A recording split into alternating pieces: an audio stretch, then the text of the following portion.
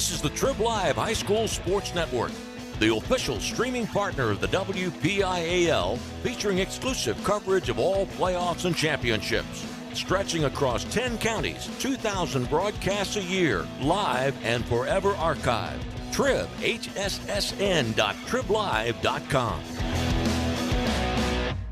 The high school football tradition in Beaver County lives right here on Beaver County Radio. It is complete to John Lucas at the 30, 20, 10, 5, touchdown! Snap is good. It is down. The kick is up and good. He's got room. 10-5 touchdown! You better believe it. Today's game coverage is being brought to you by Dr. C. Timothy Lip, Beaver County Career Technology Center, the Community College of Beaver County, Electric Garage Door Sales, Falcone's Moon Township Ford, the Beaver Falls Municipal Authority, Friendly Federal Credit Union, Heritage Valley Health System, Fry Transportation, Medic Rescue, Keystone Wellness Programs, Drug Free Aliquippa, the law firm of Luxembourg, Garbutt, Kelly, and George, and the Lockwood Insurance Agency, among others. Now get ready because we're about to get kicking off on Beaver County Radio, Facebook Live, and the Trib Live High School Sports Network. Know if your team won or lost right away with a visit to the webpage scoreboard at beavercountyradio.com. As soon as the games are over, Beaver County Radio will have all the up-to-date high school football scores posted, along with game recap stories and action photos. It's Beaver County's #1 online source for high school football scores and more. The webpage scoreboard is being brought to you by Mr. Trophy, Lockland Insurance Agency, Friendly Federal Credit Union, Beaver County Auto Group, Dr. C. Timothy Lip, the Beaver Falls Municipal Authority, and Beaver County Radio. Click beavercountyradio.com. Live from New Brighton, Pennsylvania at Oak Hill Field. It is the Beaver County Career and Technology Center pregame show on WBVP WNBA at the new 99.3 FM. It is Lion Pride weekend here at New Brighton High School as New Brighton gets prepared to take on Southside. The Lions and the Rams, they are in their pregame, but we have a special day today. It is Lion Pride weekend. Hello, everybody. I'm Mike Azadian. Alongside me is Mr. Frank Sparks. Frank, you're a graduate of New Brighton. You know how much this means to the community. It's a vision. It's the first time they're doing it, but they're trying to give back to the community. They want to do this every year. Talk to us a little bit about what you know about this special event. Well, even growing up as a child here in New Brighton, I grew up with Doug Campbell and all them, and I was joking with them yesterday, and I told them that, you guys left the class of '84 out just like they did when we were freshmen, celebrating this 1980 team. It's a pride thing. It's been for a long time. There's a lot of outstanding athletes and community members, as you can see as you look down the list of sponsors today, that get behind Lion Pride.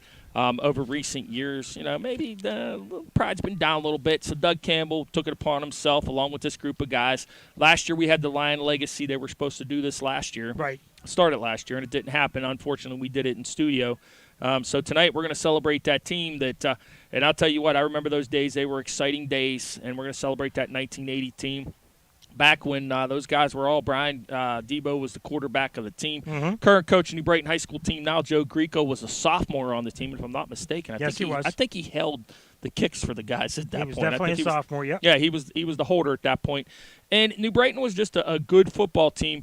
They went for a long time unscored on, and unfortunately they ran up against a good Seton LaSalle team, and they had a rough night. Yeah, they did. 11-1-1. The tie was in the beginning of the year against Beaver Falls. Freedom scored at the end of the year on them, 6 points. In between that, there was 8 straight shutouts. That's one thing that they're very prideful about, almost beating Beaver Falls, and then 8 straight shutouts. And, of course, a couple teams scored on them in the playoffs, but a tough game against a good Seton LaSalle team. But they honor that team, but also bringing back some people from 81, 82, and 83. And they hope to do this every year, and they're giving back to some people. And let's talk about them. Welcoming to the Lion Pride weekend. It's a special welcome to the classmates of 81, 82, and 83, and they kick off the reunion at the game. Tonight they're recognizing the 1980 football team. We've talked about it. They brought the community together for Friday night games 41 years ago. Again, as Frank said, was supposed to be done last year, but because of COVID, held this off to this year. And then they hope to do something every year and either honor somebody, but the main thing is giving back to the community. Again, the team was 11-1-1, and Lion Pride Weekend Planning Committee wants to thank all the people and recognize the sponsors and contributors that provided for this event, and they want to give back and give back effort to the New Brighton community. Gold level sponsor, Debo Moving and Storage, Mayflower, Crimson level, Campbell Laboratory, Remex, Select Realty, Youngblood Paving, Gordon's Auto Service. The mascot level is Joan Shanahan, Bovard Anderson Co., Rhino Productions, of course, Mezza Luna Cafe, the Jacobet Sisters, the Class of 1983, and Lion Roar level, Martin Fence Company, Premier Property Management, and a special supporter and sponsor, our boss from WPV Radio, Mark and Cindy Peterson, the owners, of course, and then WBVP, more than just a radio station, 1230 AM, 1460 AM, and 99.3 FM. When they're giving back to the kids, the community, in order to for a lot of different reasons. It's not just money going into one pot. Everybody gets to benefit in the community. Yeah, there's no doubt about it. And a lot of those people that you mentioned and those sponsors, the businesses are New Brighton alumni as well. They've done a lot of work. Doug Campbell has worked hourlessly along with a group of other guys, and they put this all together. And, they wanted to bring the pride here. I mean, that's every year, living on Oak Hill as I do, Mike, every year, when it comes right after the 4th of July and them workouts start, you hear them over here. And it's time to get excited on Oak Hill. And, that's hopefully, New Brighton 1-1 at this point. Hopefully, they can come away with a victory tonight against a tough Southside team on top of it all and celebrate Lion Pride weekend with a victory. Yeah, they're both 1-1. And it should be interesting. You've got from that team, Mark Herman was a linebacker, and he went to Vanderbilt. He was the MVP of the MAC conference that year. Usually that's a running back, a quarterback, maybe a receiver, but a linebacker. I mean, and in addition to that, 32 players or coaches, 26 players, 6 coaches are coming back out of 48 players and out of 9 coaches. That's how many coming back. 37 of 57, and 5 deceased members. So that's about almost 2/3 of the people from 40 years ago coming back, Frank. So that shows you a little bit about the pride they had then and they want to bring back now. I know you talk about New Brighton every time I see you. You have the pride, but they want ideas to get everybody to have that pride and get it back the way it used to be. Yeah, I mean, and that's the thing about New Brighton. It's a strong community. It's always been a strong community. Just about, and it's like I think that's the backbone of Beaver County. Yes. You bend over backwards to help your neighbor. And, there's a lot of pride that goes into this football team. There's a lot of pride goes into this town. And I'll tell you what, just seeing the aura of what's going on here tonight, knowing, plus with Lion Legacy last year, just seeing all that, Mike, it brings back a lot of memories. It floods nights of 1980 with the class of 81 when Oak Hill Stadium was rocking. And, back then, Queen was popular. Yeah. So yeah. At the end of the game, because as you stated, they went unscored on from the Beaver Falls game the whole way through till Seton LaSalle. Unscored on. That's unheard of. That's pretty good. I remember those times, and that's something that you want to take pride in. And a lot of kids don't have the pride they did before. There's so many more things to do. There's social media. There's things to do. It used to be where a big night would be go to the movies and you're hanging out, but the football game was the big thing in the fall everybody looked forward to. Talking about sense of community, it's kind of ironic. They're playing a team, Southside. That's what they're known for. Southside's big with their community. Right. Everybody on the coaching staff's from Southside. All their teachers mainly from Southside, or they went to Geneva and came back. And a lot of people who live in Southside stay in Southside. And I guess there are communities like that throughout Beaver County. Not every community as much as others. But like you stated, New Brighton wants to kind of get back to that where it's not just about football. It's not just about basketball. It's about the community, the kids, and everybody. So it's not just me, as a lot of people are. It's about us. Right. And, I mean, and the sense of pride within the football program has been coming back over the last few years. Playoff team last year unfortunately went down. 2 years ago. Just missed the playoffs last year as in the COVID season, unfortunately. If it would have been a normal year, New Brighton would have been in, but they weren't. So, the year before that, going against a tough Avonworth team, getting knocked out. And so, they have that attitude that they want to get back to where they are. And I think seeing these guys tonight walking out in the order of what's going to happen here, like I told you, they used to play Another One Bites the Dust after every game in a New Brighton victory here at Oak Hill Stadium. maybe that's something, a tradition maybe these guys need to start, and maybe it might push them to go deeper in the playoffs and get in like they did in past seasons. So I talked to Doug Campbell, and we're waiting on Doug and maybe a few others to come up to do some pregame interviews. But Doug Campbell on the committee, he led things. He wanted me to thank Brian Debo, Ron Faulkner, Don Mittner, Joe Greco, Joe Reseda, and that's just a handful of the guys. He mentioned, I think it was a 10-woman committee of classmates from 81 to 83. Right. And it's not just one person that does this. There's a lot of people involved because there's so many things. You can't just call 50 people and get them to come back. A lot of people are spread out through the country, and you want to try to get as many people back. I know there's events not only tonight, but there's something tomorrow as well. What other events are there, Frank, associated with this weekend? Well, they have a Lion Pride going on at Oak Hill Vets that they're going to have a get-together. It's going to be after the football game tonight. Then they have some other things that I'm not sure of what all Doug had planned for the weekend. But they do have things planned throughout the rest, which we can talk to them. Right. As I call them, soups. That's what we always call them. Hopefully we'll get him up here soon. We're waiting on him. But until then, we'll talk a little bit about these teams. As I'm sitting here with Frank Sparks, Program Director for WBVP WNBA and 99.3. I'm Mike Azadian. Doug Campbell, we're waiting on him. But this, let's start with this New Brighton football team. 1-1, they beat Western Beaver in a tough Saturday afternoon overtime game, 27-20, in a back-and-forth affair. A lot of people said it was one of the best games they've seen in a lot of years there. And then last week, they lost 27-20 at New Brighton, a game that was heard on WNBA.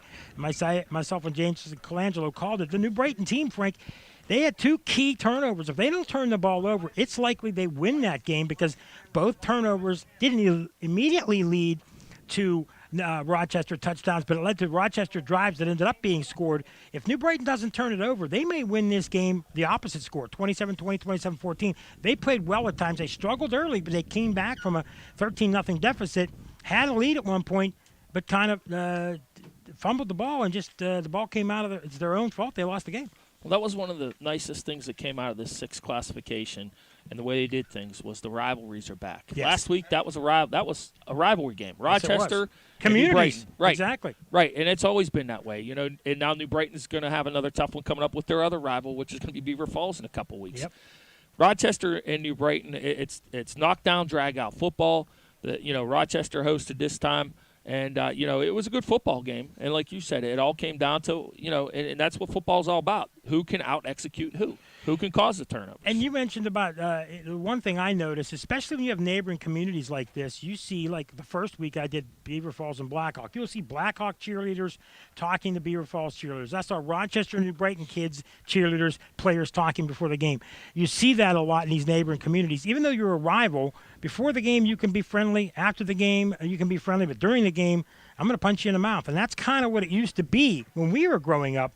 And maybe not as much now. Things are different now, but, because a lot of times you used to have to walk over to the other community. Right. Maybe get a drive over there. Now it's so much easy access on Facebook and Twitter and things like that, and a lot of kids mix. But it'd be nice, as you pointed out, getting back to those rivalries. Yeah, and, that's what's cool about it is a lot of times when we were growing up as kids, and I don't know if they still do it now because, the access isn't allowed, Sunday afternoon you'd see kids from New Brighton, Beaver Falls, possibly even Rochester. We'd meet down here on a Sunday afternoon. We'd play football all afternoon right on the football field. Yep. And that was kind of – and then Friday night you played against each other.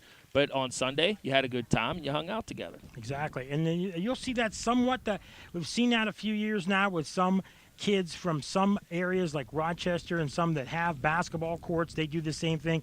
But it's not as much. When we were kids, you'd get together communities and play hockey. You don't see it's all organized now, so it's a little different than it was, and that's one thing they're trying to get back. Let's talk about Southside just a little bit. The Rams are 1-1.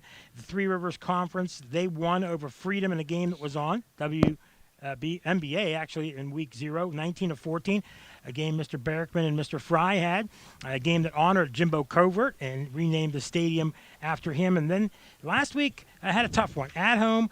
Losing to Neshannock, one of a tough team over the last 5 to 10 years. They lost 27-0, but they have some bright spots. They're hoping the main thing they're hoping for is a home playoff game. Luke Travelpiece told me that's a big thing in the community. They haven't always had Friday night football. They had Saturday afternoon football for years. I think it's in the last 10 years that they got lights. but they're trying to do the same thing here, get the pride back in the community. He says he got a really good group of kids, and they're real hopeful. And it's a big game for them tonight. Both AA teams, cross-conference rivals, but this is a good test for them. Yeah, but over the last couple of years, Southside's been coming on. Yeah. I mean, they've been getting better and better each year that they play. We're going to see a preview of possible, you don't know. Down the road, this could be a preview of a playoff matchup that's going to happen, being in different conferences and being in AA. Southside going up against a tough Freedom team showed what they are in week one. Neshannock's tough. Neshannock's probably the team to beat here in the MAC. And, they still had a decent game against Neshannock last week. I mean, so moving forward, Southside can just build off of that, these non-conference wins, and hopefully when they get into conference play, just start, putting the ball in the end zone, and you never know what might happen. Well, we're going to take a break here. Curtis Walsh, producer on hand, and we'll come back and continue our Beaver County Career and Technology Center pregame show here on WBVP WNBA and 99.3 FM. In sports broadcasts, the pregame show will set the stage for the upcoming game coverage. In life, a pre-career start at the Beaver County Career and Technology Center can set your high school student for life. This is Laura Delvecchio, the Assistant Administrative Director at the Beaver County Career and Technology Center, with more great news. There is still availability for this school year in some of our top-earning career training programs like masonry, machine tool technology, collision repair, and greenhouse and landscaping. But you must act now. Have your child or grandchild see their school counselor today. Hurry! Classroom space is limited, and these prime opportunities are on a first-come, first-served basis. Let the Beaver County CTC open doors for you in the game of life. Click bcctc.org. There's something for everybody this semester at CCBC. Whether you're leveling up a career or launching a new life, CCBC has got you covered. In fact, CCBC is straight to you. Your local library is now a CCBC classroom. Build career skills and earn college credit right in your backyard.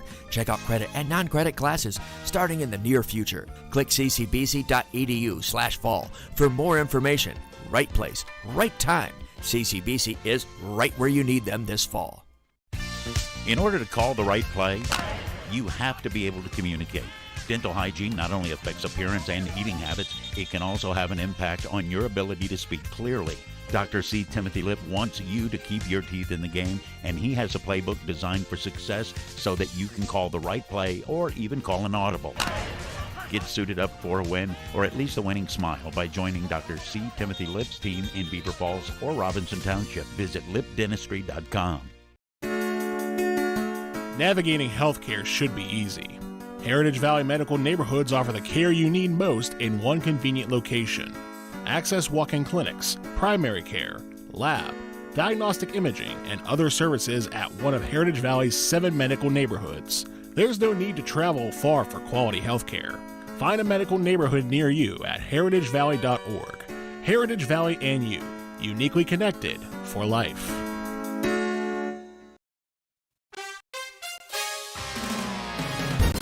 You're listening to high school football on Beaver County Radio. This game is being brought to you in part by Dr. C. Timothy Lipp. Click lipdentistry.com. The Beaver County Career and Technology Center, the Community College of Beaver County, Electric Garage Door Sales, and Falcones Moon Township Ford, among others. Stay right where you are because the play is coming your way next here on Beaver County Radio.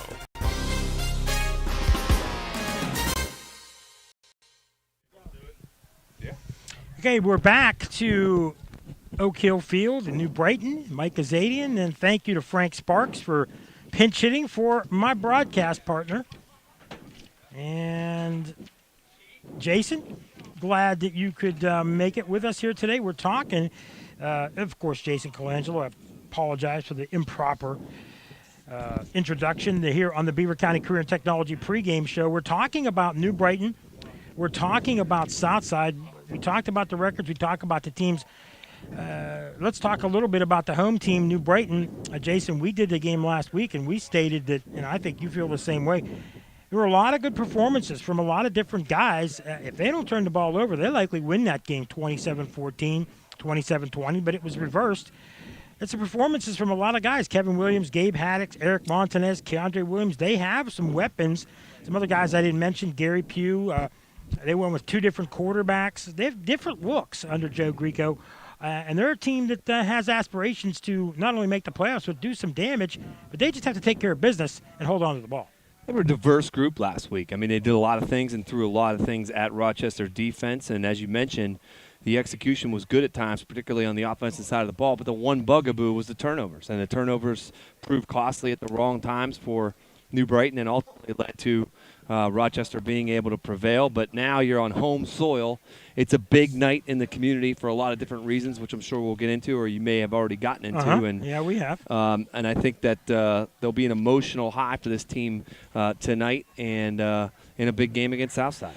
Again, it's Lion Pride weekend. They're bringing back and honoring the 1980 team. They were supposed to do it last year, a team that went 11-1-1, 8 straight shutouts, but lost in a tough championship game, and they take a lot of pride in that. And as Frank Sparks said, it was the place to be 40 years ago, and they're trying to not only give back to the community, but they want to do this for every first home playoff game and get the kids and the community back together a little bit more than it's been over the last 30 years because things have changed in our world, and we're trying to bring people together. But talking about a community, let's get to Southside a little bit.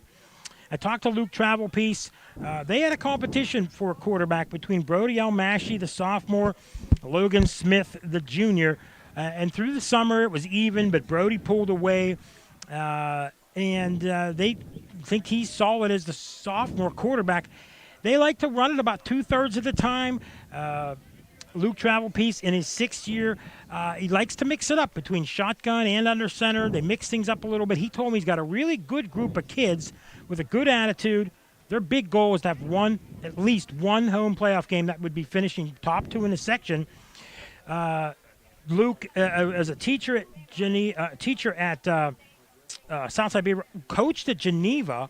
And then when the coaching job came open, he was on the staff, and he told me almost everybody there is a Southside guy.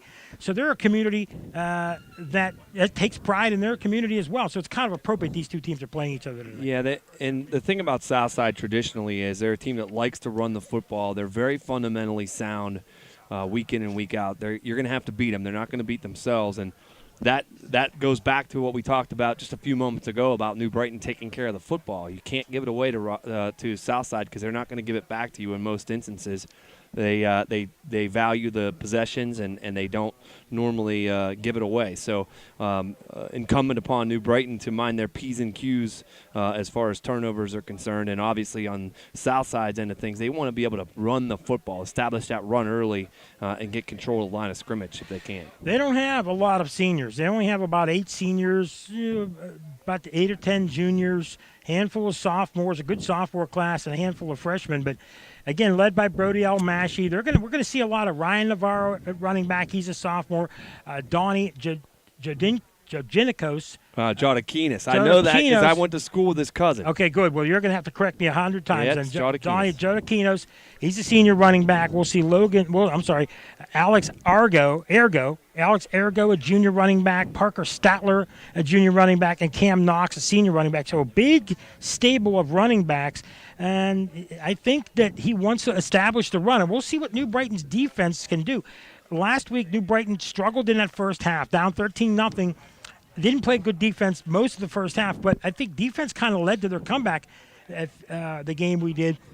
They stopped Rochester on a few key plays at the end of the first half, beginning of the second half, that led to their comeback. Eventually took a lead, but eventually turnovers led to their doom. But it was defense that really helped them late second quarter, early third quarter. Kind of interesting that Luke Travelpiece going with the sophomore in that battle for quarterbacks in Brody Omashi. And, obviously the inclination normally for a coach is to go with the experienced guy, the senior, but obviously Almashi did enough to impress the coaching staff that he earned that position. So it's going to be interesting to see him work today. 5'10", 160, so he's not a big guy, but I'm sure fleet of foot. And as I said, with this offense, they want that quarterback involved in the run game as well. Last week we had a few injuries pregame, and we had not much during the game, but then after the game, there were a couple heat exhaustion problems. Hoping that we don't have that again today.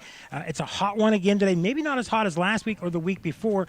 As we get ready for Lion Pride weekend, we're going to have the band on the field. We're going to carry live the introductions of all the people that are being honored. We'll hear them live here. But as we continue the Beaver County Career and Technology Center pregame show, let you know that well wishes to Mr. Bob Barrickman, a little bit under the weather. He'll be back soon. And Mr. Bruce Fry as well, WBVP, WNBA 99.3. Only this game today. So Jason and myself carrying the load again this week. But we'll be back with 2 games next week. But until then, let's talk about Southside again. 1-1, big game here, and then again non-conference the next 2 weeks at home versus Carrick, and then at Avonworth, and then things get tough for them. They play Stowe Rocks. That's going to be a tough one at home, at Carleton, Brentwood at home, Seton LaSalle at home, and then at Western Beaver. It's definitely a schedule that they could make the playoffs, but they cannot fault. At all in that conference schedule for Southside, especially against Stowe Rocks. That's going to be a tough one for them. Yeah, the Stowe Rocks, the same Stowe Rocks that demoralized Jeanette a week ago, 82-0, I think was the final. And that one, we talked about that earlier on the Wednesday on the Coach's Corner about what an eye-popping score that was against Jeanette, a once very proud program. To lose 82-0 at the hands of Stowe Rocks was definitely eye-catching. And we're waiting for the start of the pregame ceremonies. We'll go to that New Brighton again, 1-1. After tonight, they play at Elwood City, conference game. That's going to be a big one on the road. Expect to win that. Then at Mohawk, then home against Mohawk, home against Beaver Falls. Can't look ahead to Beaver Falls. They got to take care of business against Elwood City and Mohawk. Oh, absolutely. I think that tonight is an opportunity for New Brighton to kind of shrug off that loss at Rochester, a big rivalry for them, and to get a win here on a big emotional lift night, if you will, for Community Day. So obviously New Brighton, a lot on the line tonight. They got to get back in the winning ways. At Elwood City kind of down. Got to take care of business against those two, Elwood City and Mohawk. Beaver Falls is going to be a tough one. And then at Laurel, again, you're on the road, Lawrence County. Neshannock will be a tough one at home, and then at Riverside and then Freedom. It'll probably come down to Riverside and Freedom, those 2 games, to see if they can either A, win the section and beat Neshannock, or finish in second place. So it should be an interesting schedule for New Brighton. If they stay healthy, they're a team that, again, hoping to not only make the playoffs, but again, another home playoff game. As the band is on the field, let's talk again about Lion Pride weekend. They want us to talk about this special welcome to the classmates of 81, 82, and 83. They're gathering on the field now. We're going to carry that live. They recognize the 1980 football team that brought the community together for Friday night games 41 years ago. 11-1-1 with many highlights, 8 straight shutouts. And I believe we're going to carry this live. Curtis, do we have a mic for that? And then, Curtis, we're going to go to this live.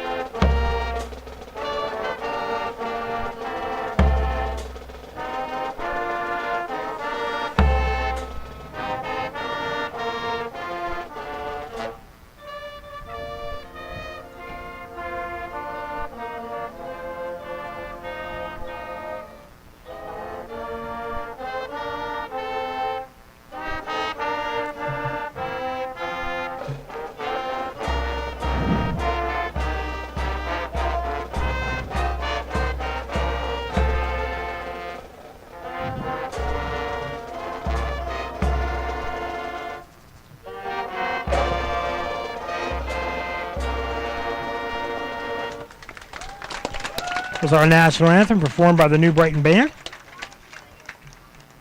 As the ceremonies get ready to start, honoring the 1980 team, their numerous people on the field right now as we speak. They're going to introduce them. There's a band behind us. I think they're playing their alma mater.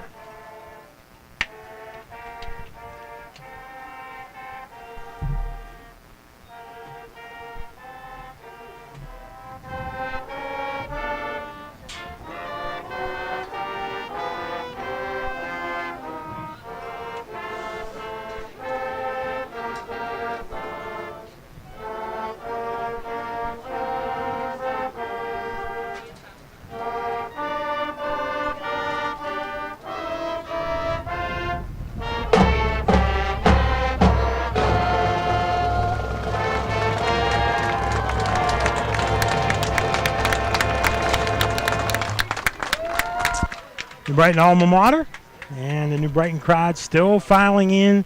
Folks from Southside filing in. A beautiful Friday night here in Beaver County. We have had 3 straight tremendous weeks of weather here in Beaver County. Very hot and humid. Week 0, week 1 and 2. It's nice, it's hot. It'll cool down when the sun goes down.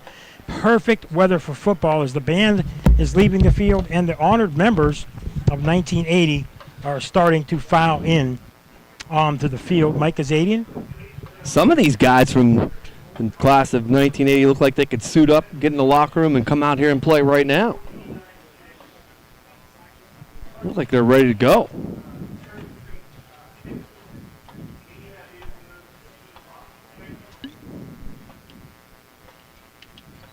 We're going to carry live the introductions as we wait for them to get set up and ready. Is I'd say probably about 25 to 30 folks from 40-yard line to 40-yard line they'll introduce. We'll talk about the sponsors a little bit when we get back to our Beaver County Career and Technology pregame show.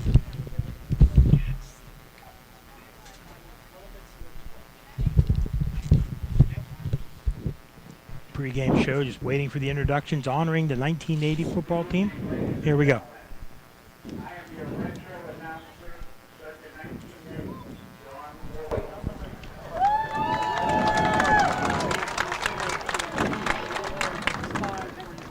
Tonight I have the distinct honor of presenting to you the 1980 MACAA champion and WPIALAA finalist team. Allow me to take you back to when the rock group Queen hit #1 with the song "Another One Bites the Dust." That clearly became the mantra for this team, led by head coach Larry Matrazo and his fine staff. The Lions executed a finely tuned offense, rolling to victories over the likes of Rochester, Carroll, Quaker Valley, and Freedom. Throughout the season, a defense led by assistant coach Joe Yercita posted an incredible and never duplicated in Beaver County history feat of 36 straight quarters of unscored on defense. The Mighty Lions carried their momentum into the WPIAL playoffs, posting a quarterfinal home victory over Leechburg and a semifinal victory over Splitsville. At a capacity-filled Ambridge Stadium, the proud Lions battled defending AAA champ Seton LaSalle to a narrow 14-12 defeat. Most importantly, this special season over 40 years ago has created bonding relationships and many traditions and much pride that is carried on to the 2021 New Brighton Lions through its connections with the present-day coaching staff. It is my great honor to introduce the 1980 New Brighton Lions coaching staff, 1980 team members, current assistant coach Don Mittner, current head coach Joe Gringo, seniors, juniors, and sophomores. The coaching staff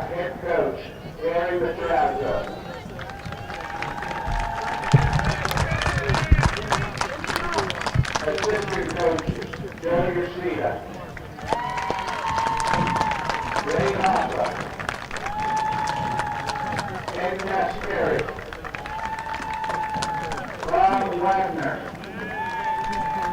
Ed Ziki, and Jan Mafuga. 1980 team members, current assistant coach Ron Rittner, current head coach Joe Grieco, seniors Brian Beaver, Ed Ray, Dean Sylvester, Jim Chrissy, Matt Edel, Dennis Peters, Scott Clark, Jim Lau, Jeff Spratt, Mark Herman, Doug Campbell, Russ Bushberry, Dan Greer, juniors, Mike Berdadovich, Greg Lukich, John Potts, Andy Kraftenick, Mark Pasquale, Ted Stratt,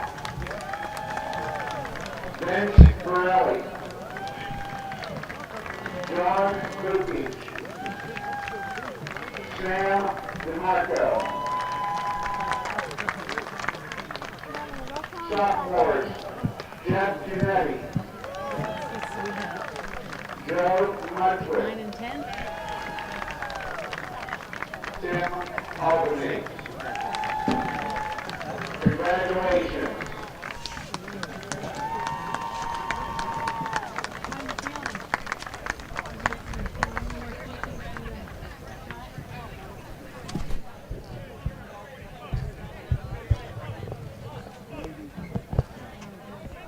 Well, that's your 1980 football team that made it to the WPL championship game in a heart-breaking loss. And as they celebrate Lion Pride weekend. Mike, you know who the coach was at Seton LaSalle for that game? Yes, I got it. Tom Donahoe. Tom Donahoe, that's right. Steelers' former director of football operations for the Pittsburgh Steelers. Later, a few years later, in the early 90s, Greg Gattuso took over, and my alma mater, Hopewell, lost to Greg Gattuso, the head coach at Three River Stadium. So you almost got me. You'll get me a few times this year, but you almost got me. I knew it, but that's very good. That's a very good point. A lot of people don't know that Tom Donahoe, and he's been NFL GM and player personnel guy for years. I believe retired now. It's he's either serving as a scout for a team. I thought he moved to Buffalo years ago, but nonetheless, that was the team that beat New Brighton in a heartbreaking loss, 14-12 game. They lost that championship game, but Lion Pride weekend.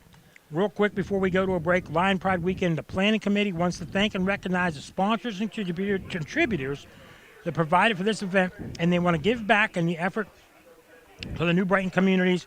Debo Moving and Storage, Mayflower, Campbell Laboratory, Remax Select Realty, Youngblood Paving, Gordon's Auto Service, Jones, Shanahan, Bovard, Anderson Co., Rhino Productions, Mezzaluna Cafe, the Jagubet Sisters, the Class of 1983, Martin Fence Company, Premier Property Management, and, of course, Mark and Cindy Peterson from WBVP Radio. Of course, more than just a radio station, 1230 a.m., 1460 a.m., and 99.3 FM. We'll take a quick break.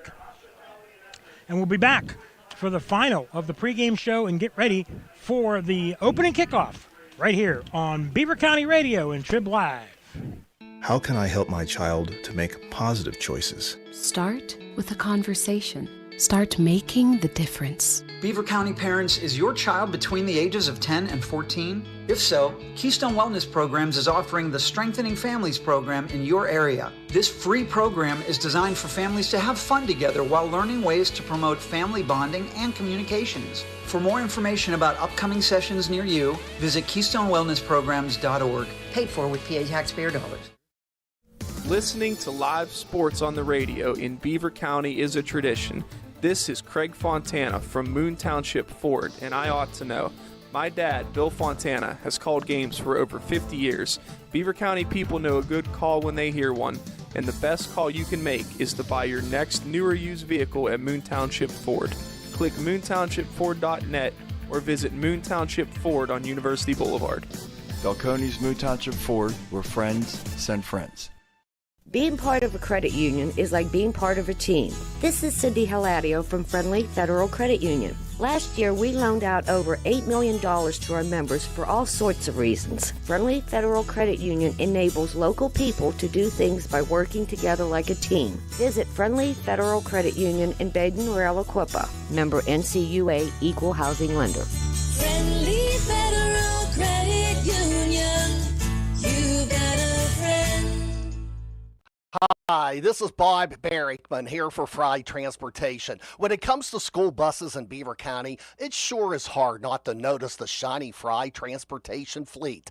Fry Transportation has been a local family-owned Beaver County business for over 30 years. As any successful football team must be dependable and reliable, these same qualities have made Fry Transportation a champion operation. Best wishes to all local teams and safe travels to the gridirons this season. From your friends at Fry Transportation.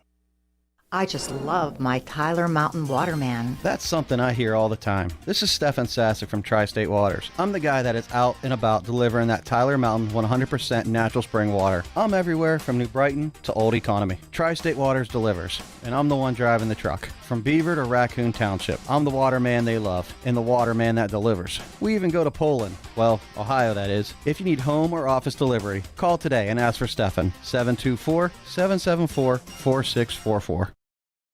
Know if your team won or lost right away with a visit to the webpage scoreboard at beavercountyradio.com. As soon as the games are over, Beaver County Radio will have all the up-to-date high school football scores posted, along with game recap stories and action photos. It's Beaver County's #1 online source for high school football scores and more. The webpage scoreboard is being brought to you by Mr. Trophy, Lockland Insurance Agency, Friendly Federal Credit Union, Beaver County Auto Group, Dr. C. Timothy Lip, the Beaver Falls Municipal Authority, and Beaver County Radio. Click beavercountyradio.com. Back at Oak Hill Field, in the booth with the crew, and I'm Mike Azadian, and glad you can join us tonight for Lion Pride Weekend. And we continue with the Beaver County Career and Technology pregame show. Again, Lion Pride Weekend, giving back to the community. Their vision is to do this every single year. First home game of the year, give back to the community, honoring the 1980 team and bringing back classmates from 81, 82, and 83. And talk to Doug Campbell. They wanted me to mention 37 of the 57 coaches, players, and administrators came back tonight. 5 deceased couldn't make it. 40-year reunion was supposed to happen last year and couldn't because of COVID, but they have it here tonight. I want to thank some people before they leave. Frank Sparks, thanks for pinch hitting a little bit, came in, our program director. Thanks to Mark Peterson back in the studio, of course, for all his help. Curtis Walsh producing here on site. Gavin Reese, producer, camera guy. Rick Glassmeyer on camera.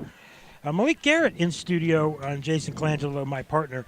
But Jason, we got some big games in the community this week, and I know you're going to highlight a few of them, but to talk about what's going on in Beaver County. Yeah, we'll be keeping an eye on the scoreboard this evening. One big showdown, obviously, at Carl A. Ashman Memorial Stadium, Central Valley in Aliquippa. That's one that everybody's got their eyes gazing upon, and it should be interesting to keep abreast of what's going on there. North Catholic, who's off to a good start at Blackhawk, who also is off to a good start. See if Blackhawk can hang with the Trojans.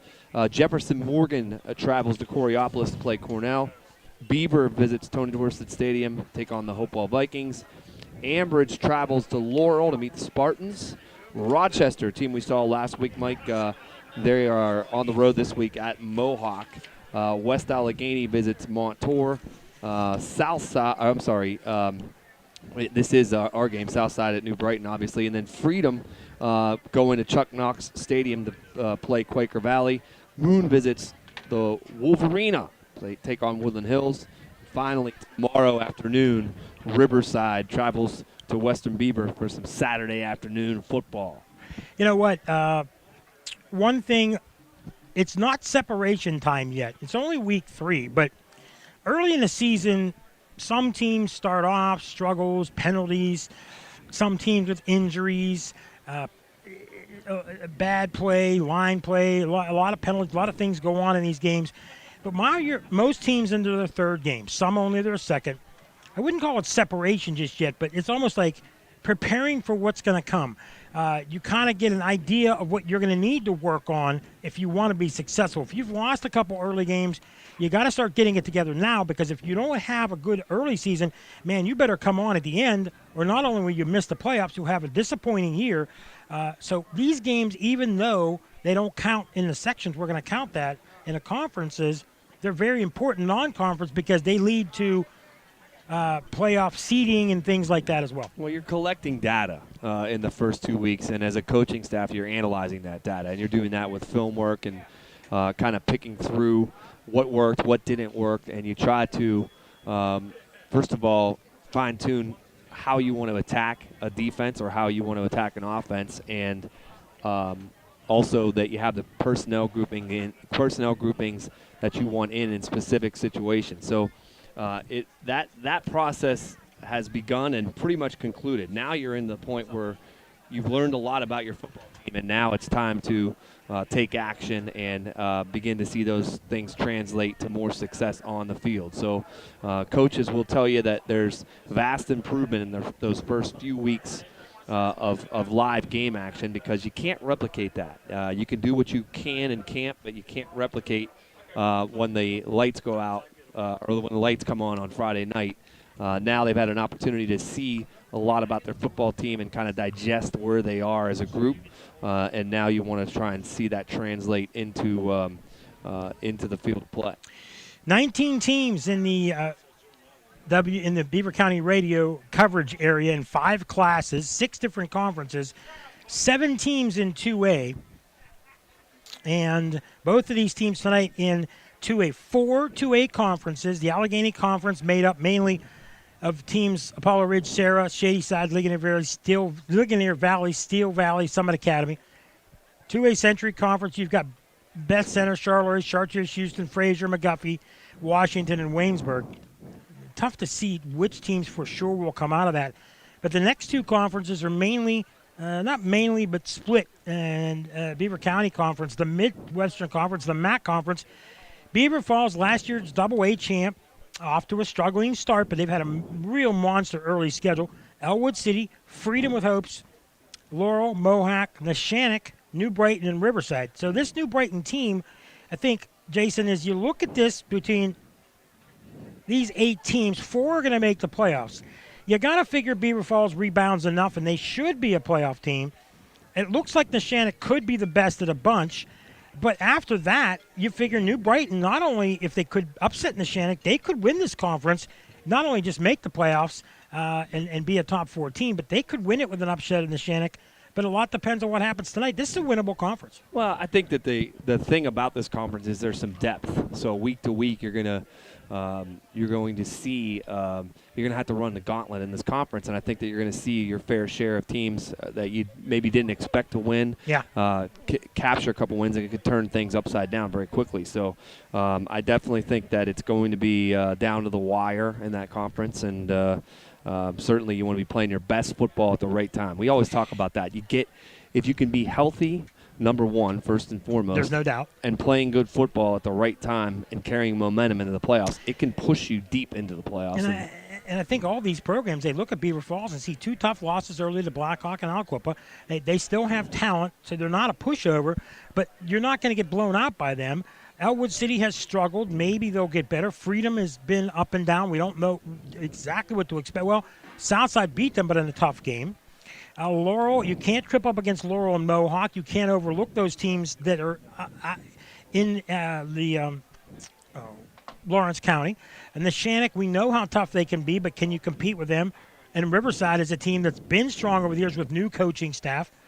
And then the next conference would be the 2-8 Three Rivers Conference. Brentwood, Carlinton, Seton LaSalle, Southside Beaver, Stowe Rocks, and Western Beaver. There's 6 teams there. 4 will make the playoffs. Now, it's obvious, and unless something severe happens, Stowe Rocks should be the top team in that conference. But after that, it's really up in the air. Seton LaSalle has struggled over the last few years, as Carlinton has. Brentwood has been a solid playoff team over the years.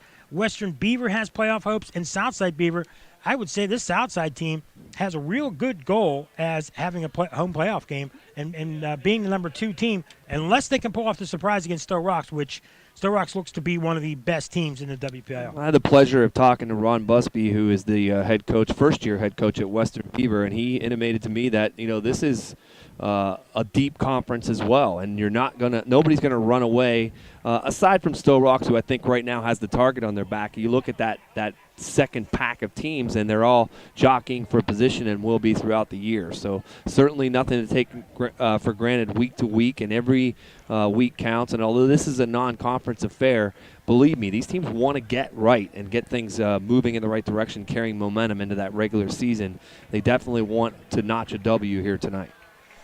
The bands have been coming. The New Brighton players getting ready to bust through the Lions flag as the Lions get ready to come onto the field for their first home game. They played at Western Beaver and won. They played at Rochester and lost a tough one.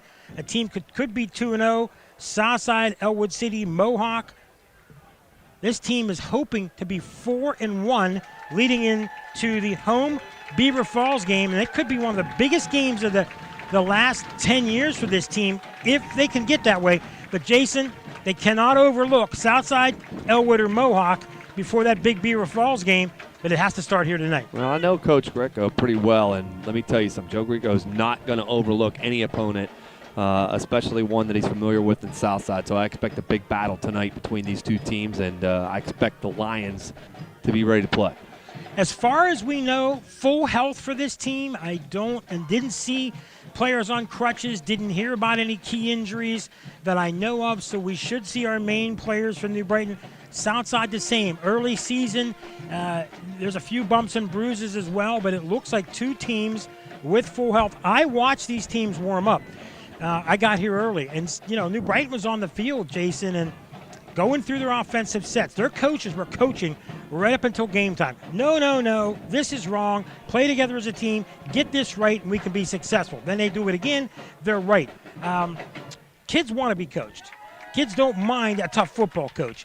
And the good coaches not only have to worry about parents, administration, players, but let good coaches coach. Let them coach the kids. Let them lead. And I think that's what Joe Greco and his staff have done here and to get these kids ready. I think that also when you look at what happened last week, there were little details that were missing for New Brighton. You didn't take good care of the football. You didn't finish plays. And as a result, you had some penalties. So I think that there's an attention to detail from this coaching staff this week too. I'm sure in saying that if we're going to win football games, we got to do everything, the little things right. And last week they had a chance to get a big win over Rochester and let it slip through their fingertips. So I'm sure these guys are geared up and want to pay attention to that detail. And that's a rivalry game. I mean, that's one thing Frank Sparks and I talked about before the game is the rivalry between communities. And it used to be where you grew up in New Brighton and then you'd play kids at Rochester and Beaver Falls. You'd get together on a Saturday afternoon or Sunday afternoon a couple days after the football game and get together and play football, play basketball. We did it, and we played hockey. And they don't do that as much anymore, but that's the kind of thing that these kids grew up people from the 40 years ago grew up doing. They're hoping to bring that back. But understand, these kids are connected in ways that you and I would have only dreamed of from the standpoint of social media. They know one another, community to community. We're going to take one more quick break, take about a minute break here on Beaver County Radio and the Trib Live High School Sports Network. We'll be right back after this short break. When it comes to an emergency, seconds can make a difference between life and death. Medic Rescue has been serving the citizens of Beaver County by providing the best ambulance service. Medic Rescue has been Beaver County's #1 provider of emergency medical care and transport services for over 40 years. Their trained paramedics and emergency medical technicians are knowledgeable, experienced, and can evaluate emergencies quickly and accurately so that you get the life-saving care you need. Don't just ask for an ambulance, ask for Medic Rescue. The law firm of Luxembourg, Garbett, Kelly, and George, keeping promises for over 80 years. Attorney Chuck Garbett. What we tell them, number one, they cannot guarantee the result. All we can guarantee is the effort and an honest evaluation. Not every case goes to court. Most of them settle. There's a reason most of our cases settle out of court, and that's because over the years, the insurance companies have realized that when we're involved in a case, we do prepare that case as if it will go to trial, and we aren't afraid to take a case to trial. The insurance company keeps a book on the lawyers. There's a lot of lawyers out there that yell and scream and they pound their chest and we're going to do this and we're going to do that. But they haven't seen an inside of a courtroom maybe in 30 to 40 years. And the insurance industry knows that. Well, with us, it's a little different. For your free consultation from the law firm of Luxembourg, Garbett, Kelly, and George, call 724-658-8535 or visit them online at lgkg.com. Back to Oak Hill Stadium on the hill in New Brighton, beautiful New Brighton, Pennsylvania. Again, Mike Azadian alongside my broadcast partner, Jason Colangelo. Jason, before we get to the keys of the game, 3 beautiful weeks of weather. You cannot complain about the weather here in Beaver County these first 3 weeks. Yeah, during the pregame you mentioned about the turnovers for New Brighton. That's something they obviously have to avoid tonight. You don't want to give the football back. And also, they got off to a poor start against Rochester, getting down 13-0. Don't want to do that here again today. Want to get off to a fast start and sprint out of the gate. Sun in our eyes for the first half hour to 45 minutes. Southside in the white uniforms with black numerals, black pants. They're going to kick off. They deferred kickoff, and it is rather deep to the left sideline.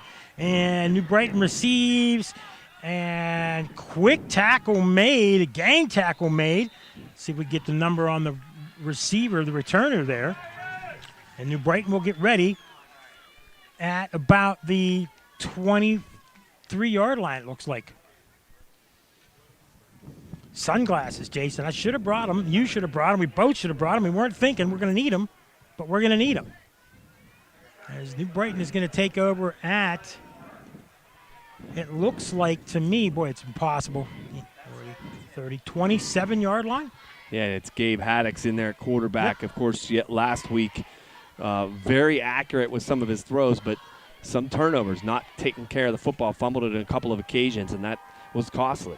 Haddix in the shotgun. 1st and 10 at the 29, they're going to say. Back to pass. Complete. And down quickly is Keandre Williams. He'll gain, looks like about 7 or 8. He caught it and fell immediately. Yeah, Brody Omashi in coverage, the guy that will play quarterback for Southside, coverage that time. 2nd and 1. We got Wildcat here. Wait a minute. They're saying 2nd and 5. Okay. Run right up the middle till about the 39-yard line. I believe that was Montanez. No, it was quarterback keeper by Haddix. I'm sorry. No. It was a Wildcat formation. Okay. So keeper by Haddix, and that is a first down, 1st and 10 at the 40. 11-13 on the rolling clock. Haddix, still shotgun. 3 receivers right, back to pass again. Has time.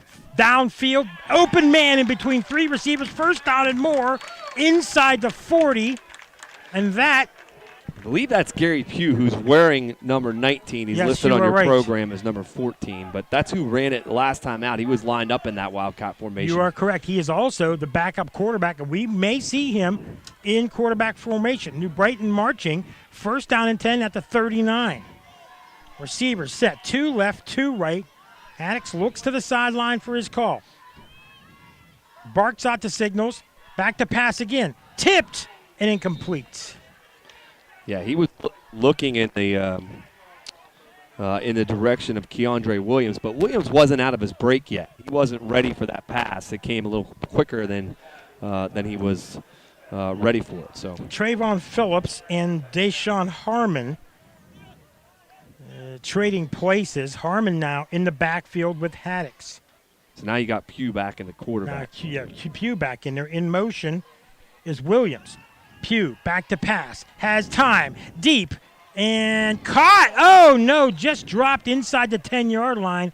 And that was intended for, I believe, Eric Montanez. He drops it. That would have been a big gainer. Now it's 3rd down and 10. Logan Smith was the guy assigned to him coverage-wise for Southside, and he was in the vicinity but didn't make a great break on the football. Kind of got turned around and didn't get his hands up in time. Harmon back in, Haddix back in. Interesting formations for New Brighton as they switch running backs, sidecars, and they switch quarterbacks seemingly every other play. Still the formation of 2 left, 2 right for receivers. 5 linemen. And a whistle blows, and what do we have? Flag on the play. Did you see anything, Jason? I did not. It's going to be on New Brighton. It might be a delay. Yep. It's on New Brighton, false start. No, it's a false start. Okay, it must have been on the far side of the field. So again, interesting formation. Not a lot of protection for the quarterback. Again, 2 guards, 2 tackles, a center, 4 receivers set. Well, yeah, let's talk down and distance here too, Mike, because it's 3rd and 15. You got to try and chunk it out into 2 because you're probably going to try and go for it here. Yeah, I would say, you don't want to get it all in one. Try 2 different plays, obviously. Haddix barks out the signals, back to pass, gets protection, downfield, open man, caught. 1st down. That is Gary Pugh, and they're going to mark him down at about the 26-yard line. Boy, this passing game successful. He has threaded the needle a couple of times. Nice catch by Pugh. He's had time, too, with a great protection and a great pocket around him. So he's had the opportunity to select the open receiver, and Southside hasn't been doing a great job of getting that pressure up the middle. Haddix now. Same formation this time. He's got Harmon in the I formation. 1st and 10 at the 26. You hear the train whistles in the background. First handoff. First man through is Harmon, and he gets bundled up. Looks like no gain. Yeah, good play that time by the linebacker, Shane Hankey, who diagnosed it pretty quickly and then flew to the football to wrap him up for no gain. 2nd and 10. They've been successful throwing the ball. Southside's had trouble in coverage, but running the ball, they've been tough up front. They've got some big kids on the line for the Rams. Of course, they're a running team. Not a real speed team. We'll see more on them on offense, but right now the defensive line doing a good job stopping the run. Only a couple of run plays so far. Brighton taking their time getting this going. 9:36 remaining in this first half. Again, another run. Cutting up the middle, getting 2, 3, maybe 4 yards. Tough yards is Deshaun Hamilton, the senior. Yeah, Hamilton finishing the run that time. Or I should say Deshaun Harmon finishing the run that time. It looked like he was going to be stopped initially just for a few yards, but able to keep the legs churning. It's a couple extra, and now it's much more manageable 3rd and, 6? Long 6? Something like that. Back in the game is Trayvon Phillips. They're keeping Harmon in the backfield. Haddix at quarterback. I'd say 3rd and 7. Oh, yeah, hard count. Exactly, and that's going to be offsides on Southside. That should make it 3rd and 2. Haddix really sold that, but that can be that's up to the discretion of the official if he's not trying to purposefully bait the defenders by kind of moving and jockeying those shoulders up and down. And he certainly tried to sell it, no question about it, but they get a free 5. Moving guys in and out of the lineup. Montanez and Williams come out. Parker Kaufman comes in. They're using a lot of different guys. Power formation here. 3rd and 2, handoff, first man through, pulling for yardage, and it looks like a 1st down. Oh, yeah, he got it. That's a good. I'm not positive who had that run. Good surge by that offensive line, getting a little push there, enough to give him the room for the 1st. That is a 1st down. And I think it was Harmon, but not positive. So that's a 1st down now, and they have it at the 23-yard line. 1st and 10. In the backfield now will be Kevin Williams. They move things around. They are not afraid to bring a lot of guys in and use a lot of guys, keep them fresh. Handoff. This time, cuts, moves inside the 15-yard line. That's Kevin Williams. And he'll get about 4 or 5 yards. Yeah, Cam Knox was the guy that eventually got to him at the linebacker spot, but pretty good cutback on that occasion by Kevin Williams. Picks up good yardage. It's tougher to get this yardage as you squeeze down close within the red zone. It becomes a little bit more tight in there for a running back. 3rd and 6 from the 17. Haddix. One man in motion. Handoff again. Williams cuts through and bounces inside the 5-yard line. Williams does. Pretty impressive drive here to begin. It's going to be 1st and goal for New Brighton, but they're doing it through the air, obviously, to begin the series, and now pounding it on the ground as well. So, well, that's one thing that's really effective for them. You have to be able to run in Western Pennsylvania, but it's nice to be able to throw the ball to get to where you want to go and have that in your back pocket. But power football is huge. 1st and goal from the 2. Speaking of power football, how about this formation? Double tight, full house. Hand out, first man through. Nope. Just shy. Just shy. Yeah, try to get it on second effort, but white jerseys swarm into the football to keep him back. And they'll give him a yard. 7:35 on a rolling clock. An impressive first drive for the Lions. They'll come back in that formation. Keandre Williams in the backfield. Let's see who gets it. That's a touchdown. Not sure who got it. They haven't made any still signal yet. Now they have. That's a touchdown. Yeah, they wanted to make sure that ball was across and not just the body. And the official, the linesman coming in, signals for the TD. Pretty good drive for the Lions to start it out. Find out the ball carrier. Give us 1 second. Joe, who got that? Yeah, it's official. It is Kevin Williams with the 1-yard touchdown. Impressive first drive for the Lions, and we wait the point after.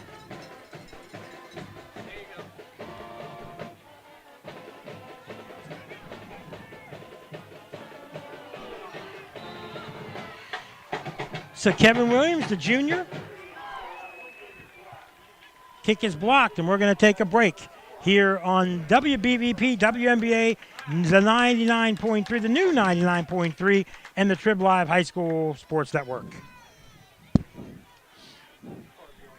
Hi, this is Bob Barrickman here for Fry Transportation. When it comes to school buses in Beaver County, it sure is hard not to notice the shiny Fry Transportation fleet.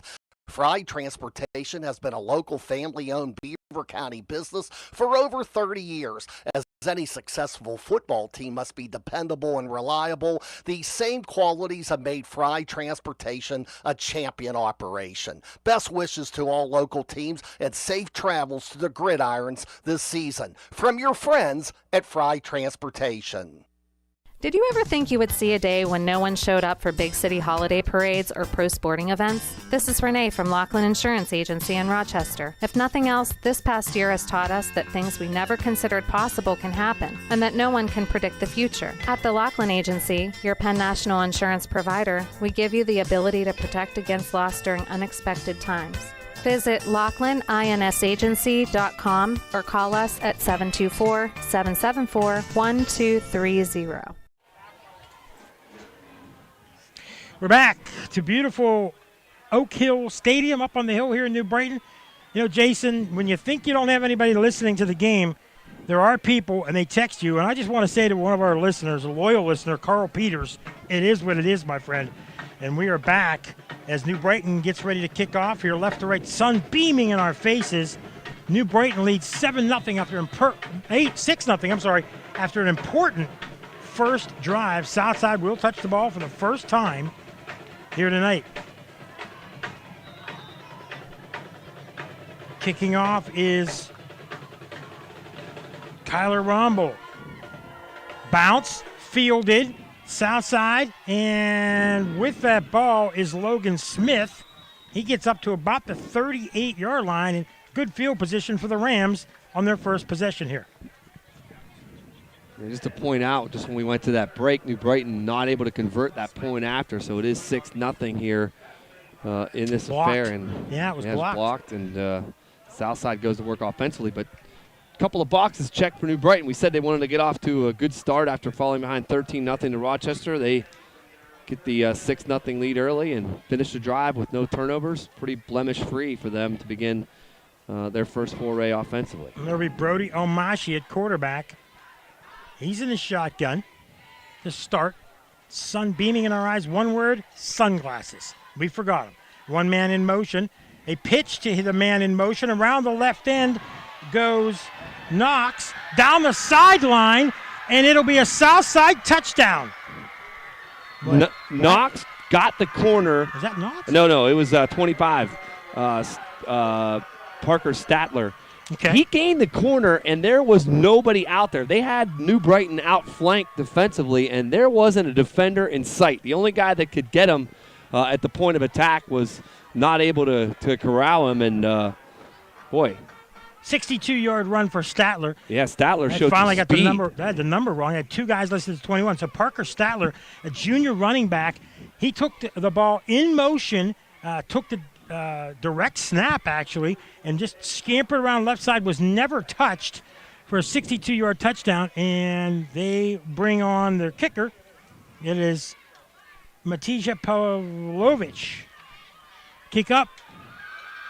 Kick good. And Southside, just like that, takes the lead over New Brighton, 7-6. We'll take another break. We'll be back here on Beaver County Radio and the Trib Live High School Sports Network. It might be time to repair or replace that old garage door. By Barrickman, here for electric garage door sales in Monaca. Call on Robin and her team of expert installers. Dial 724-774-3200, and your door will work like a charm. Featuring CHI quality garage doors and LiftMaster garage door openers. With over 50 years of experience, Robin and her team will get it done right. Give them a call, 724-774-3200, or find them online at electricgarageDoorSales.com.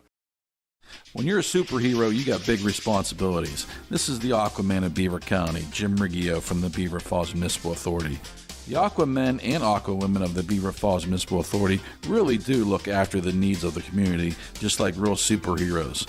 The service we provide really is super, and the dedication of our workers can only be described as heroic. We just don't always wear spandex suits and capes. This is the Aquaman of Beaver County, and I'll keep the water on for you. Click bfwater.net.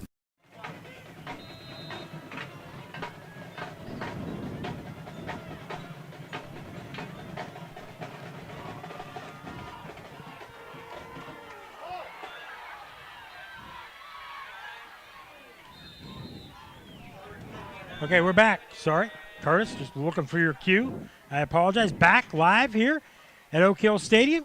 Southside kicks off. New Brighton will have the ball. 6:55 remaining here. You know, revisiting that 63-yard touchdown by Parker Statler, it almost looked like an alignment issue for New Brighton because there was just nobody out there once he turned the corner. They had no help in the secondary in that second level. It just seemed like they were all bunched to the wrong side of the formation. Exactly. And they did not anticipate that play at all. Were completely fooled. 65-yard touchdown. So New Brighton takes over, 1st and 10 at the 32. We're still blinded by the light. Haddix back to pass. Caught around the middle, and fighting for yardage is Keandre Williams. He's going to get about 10. Is that going to be a first down? Yes, it is. First down at the 42. But again, another time there that Haddix has all day to set his feet and get a good throw off because there's just no heat on him up front from that south side front grouping. They got to get to him. And now we're back to that Wildcat with Pugh back there. Yeah, Pugh in the back. 2 receivers right, 2 left. 1 man in motion. That's Keandre Williams. Pugh up the middle. He'll get about 2 to the 44. Pretty good tackle by Shane Hankey because if he doesn't make it, Pugh's off to the races. But a good open field stop and just limits it to a short gain. Southside Beaver up 7-6 mid-first quarter. Both teams scored on their first drive. Of course, New Brighton a long drive. Southside a one-play drive. 2nd and 6. 2nd and 8, I should say. Handoff. This time, first down and more. Here comes New Brighton down the sideline. That's Montanez, and he's going to scamper for a New Brighton touchdown. 58 yards. Montanez for the TD, and New Brighton retakes the lead. Looks like we got a wild one here tonight. Well, New Brighton saw what Southside did with that little reverse or that little pitch to the wide side, and they did it themselves and had the similar success. This time Montanez just scampering down the right sideline for the score, and you're right, Mike. This has the looks of looks like it could be a track meet here at Oak Hill Field. Exactly, and we anticipated that last week, more of a defensive game. Long drives. Tonight, 3 scores, and on for the kick for New Brighton, I believe, is Rombold. And it is blocked again, and it is missed. New Brighton takes the lead. They lead 12-7. We'll take another break. Mid-first quarter, New Brighton leads it over Southside here on Beaver County Radio and the Trib Live High School Sports Network. In sports broadcasts, the pregame show will set the stage for the upcoming game coverage. In life, a pre-career start at the Beaver County Career and Technology Center can set your high school student for life. This is Laura Delvecchio, the Assistant Administrative Director at the Beaver County Career and Technology Center, with more great news. There is still availability for this school year in some of our top-earning career training programs like masonry, machine tool technology, collision repair, and greenhouse and landscaping. But you must act now. Have your child or grandchild see their school counselor today. Hurry! Classroom space is limited, and these prime opportunities are on a first-come, first-served basis. Let the Beaver County CTC open doors for you in the game of life. Click bcctc.org. Back on Beaver County Radio up here at Oak Hill with a little bit of Pat Benatar. Hit me with your best shot. Well, it is 80s night, you know. I mean, this is throwback weekend for the program. 12-7, 2 big touchdowns, 1 for each team of long distance. New Brighton will kick off. Southside at the 25, up the middle. That is Donnie Jodakinos. Did I get it right? Jodakinos. Well, you're going to have to correct me. I apologize to the Jodakinos family. And he takes it up to about the 40, I'm going to say 41-yard line. Yep, a little over the 40. Just a tidge over the 40 as the sun getting ready to set over the hills. What are we directly across from New Brighton over the river is what? That would be the That's not Hopo, is it? it would be the Ohio River that you're looking over. Still Blackhawk over there? Or is that would be Patterson. Beaver, Patterson. So you're looking at Beaver over there. Okay. We'll talk about those teams as we get scores coming in. 1st and 10 from the 40-yard line. Hand it off to Jodakinos, and over the right side, he gets maybe 1. Beautiful setting up here. Again, just like last week with Rochester, in the community, in town, the old school way of doing things. You see that at Woodland Hills. You see that at Rochester. You see it at Beaver. In the town itself, the way it should be. The community comes out. Pretty good crowd here for New Brighton. Southside, the bands, the fans, everybody active here today. It'll be 2nd down and 8 for Southside. Run formation yet again. Play around the side again. Ooh, taken out of bounds roughly is Parker Statler. No penalty. They're going to say he's out of bounds at the 45. But I think New Brighton knew that was coming. Well, it was that out. That little triple option, which Southside runs very effectively, and Statler was he racked up as he got to the sideline. But it was a late pitch. Gets him a couple of yards. Gets him, much more manageable as far as distance is concerned to get to the lead stick. 3rd, about 6. 4:56 remaining in a long first quarter. New Brighton 3rd down and 6 at the 45. I'm sorry, Southside 3rd and 6 at the 45.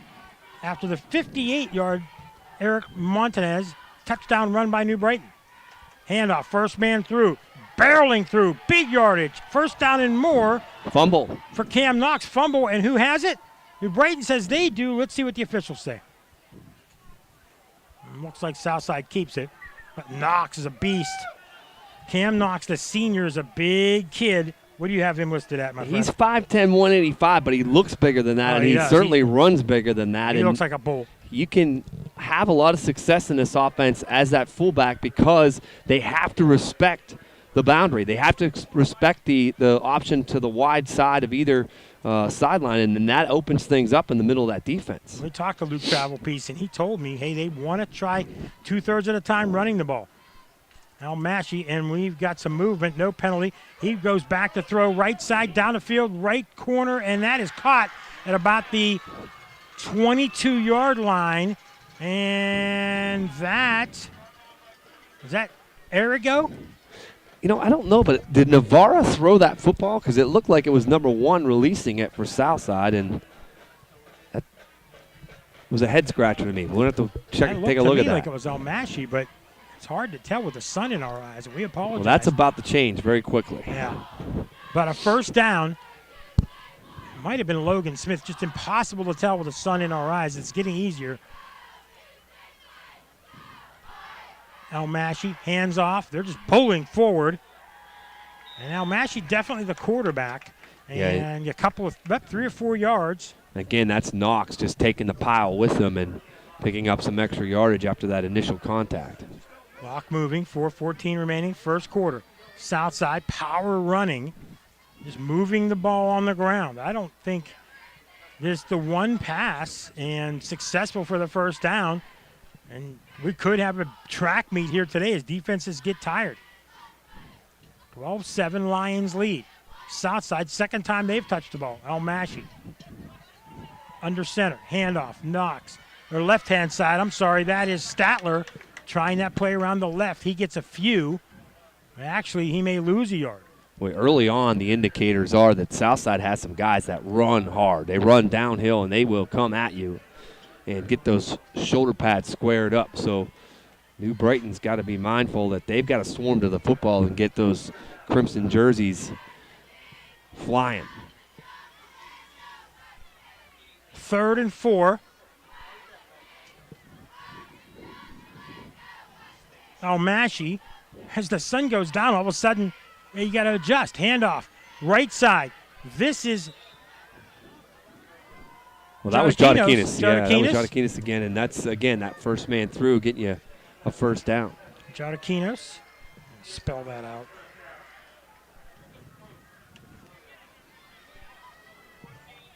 Jotakinas.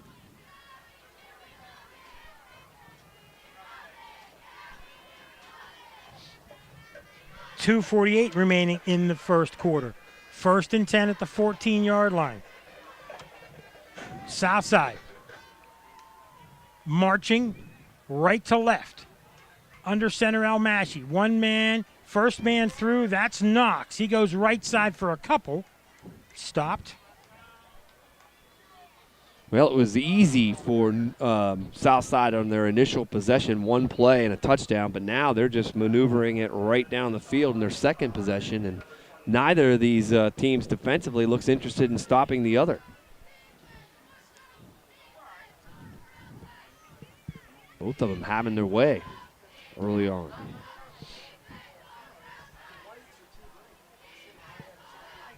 Second and 8.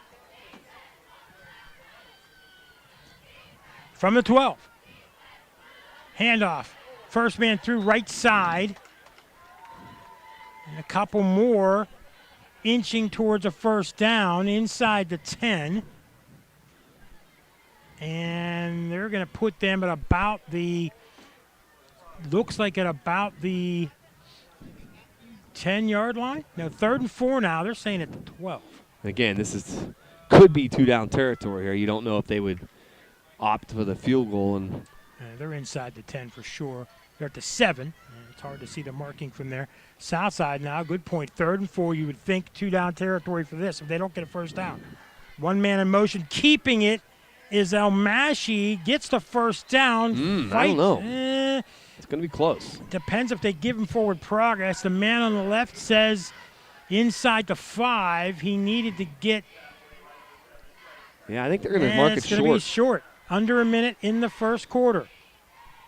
It's an interesting decision because with New Brighton missing those, New Brighton missing those 2 extra points, you can pull to within 2. But yeah, you could. Southside's going to go for it here, and why not? They've had so much success running it. Not an exhibition game, non-conference game. I would pull out all stops. They got one man way out to the left. That is Logan Smith. Almashi, hands off, left side. And romping into the end zone is Parker Statler. Yeah, they went right back to that play that was the big, long touchdown run to begin the night for them offensively. Statler just taking it from that wing slot and getting in motion and then just out-racing everybody to the sideline for the easy score. He just jogs in. Statler with his 2nd touchdown of the night. And it is now 13-12. On for the extra point is Matija Pavlovich. Snap is good, hold is good, kick is up, and kick is blocked. So Southside leads at 13-12. We'll take another break here on Beaver County Radio and the Trib Live High School Sports Network. I just love my Tyler Mountain Waterman. That's something I hear all the time. This is Stefan Sasek from Tri-State Waters. I'm the guy that is out and about delivering that Tyler Mountain 100% natural spring water. I'm everywhere from New Brighton to Old Economy. Tri-State Waters delivers, and I'm the one driving the truck. From Beaver to Raccoon Township, I'm the waterman they love and the waterman that delivers. We even go to Poland, well, Ohio that is. If you need home or office delivery, call today and ask for Stefan, 724-774-4644.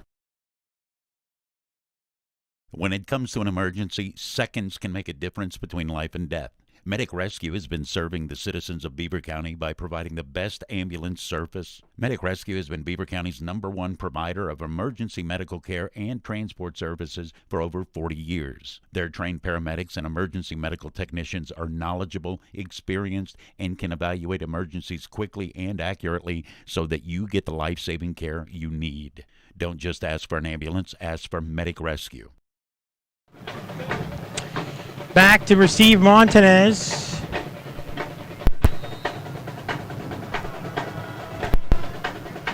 Matija Pavlovich to kick for Southside. Back and forth we go. 13-12. We've had 3 extra points missed between the teams. There's the kick. It's a long one. Left side. Corralled at about the 15. And up to about the 30-yard line is Pugh. And New Brighton will start 1st and 10 at the 35-yard line. You got to like Brody O'Mashey coming in there and playing some special teams. Hey, time to take a look at the Fry Transportation Incident Update Desk. Several scores of note here. Central Valley leading Aliquippa 7-0. North Catholic on top of Blackhawk 6-0. Beaver on top of Hopewell 3-0. Laurel leads Ambridge 7-0. West Allegheny by 1 over Montour 7-6, and Freedom and Quaker Valley are all knotted up at 7. That's all courtesy of the Fire Transportation Instant Update Desk. We're going to see most of those teams throughout the year. A lot of different teams represented on Beaver County Radio. Addicts hands off, first man through, bouncing off tackles for a yard or 2. Looks like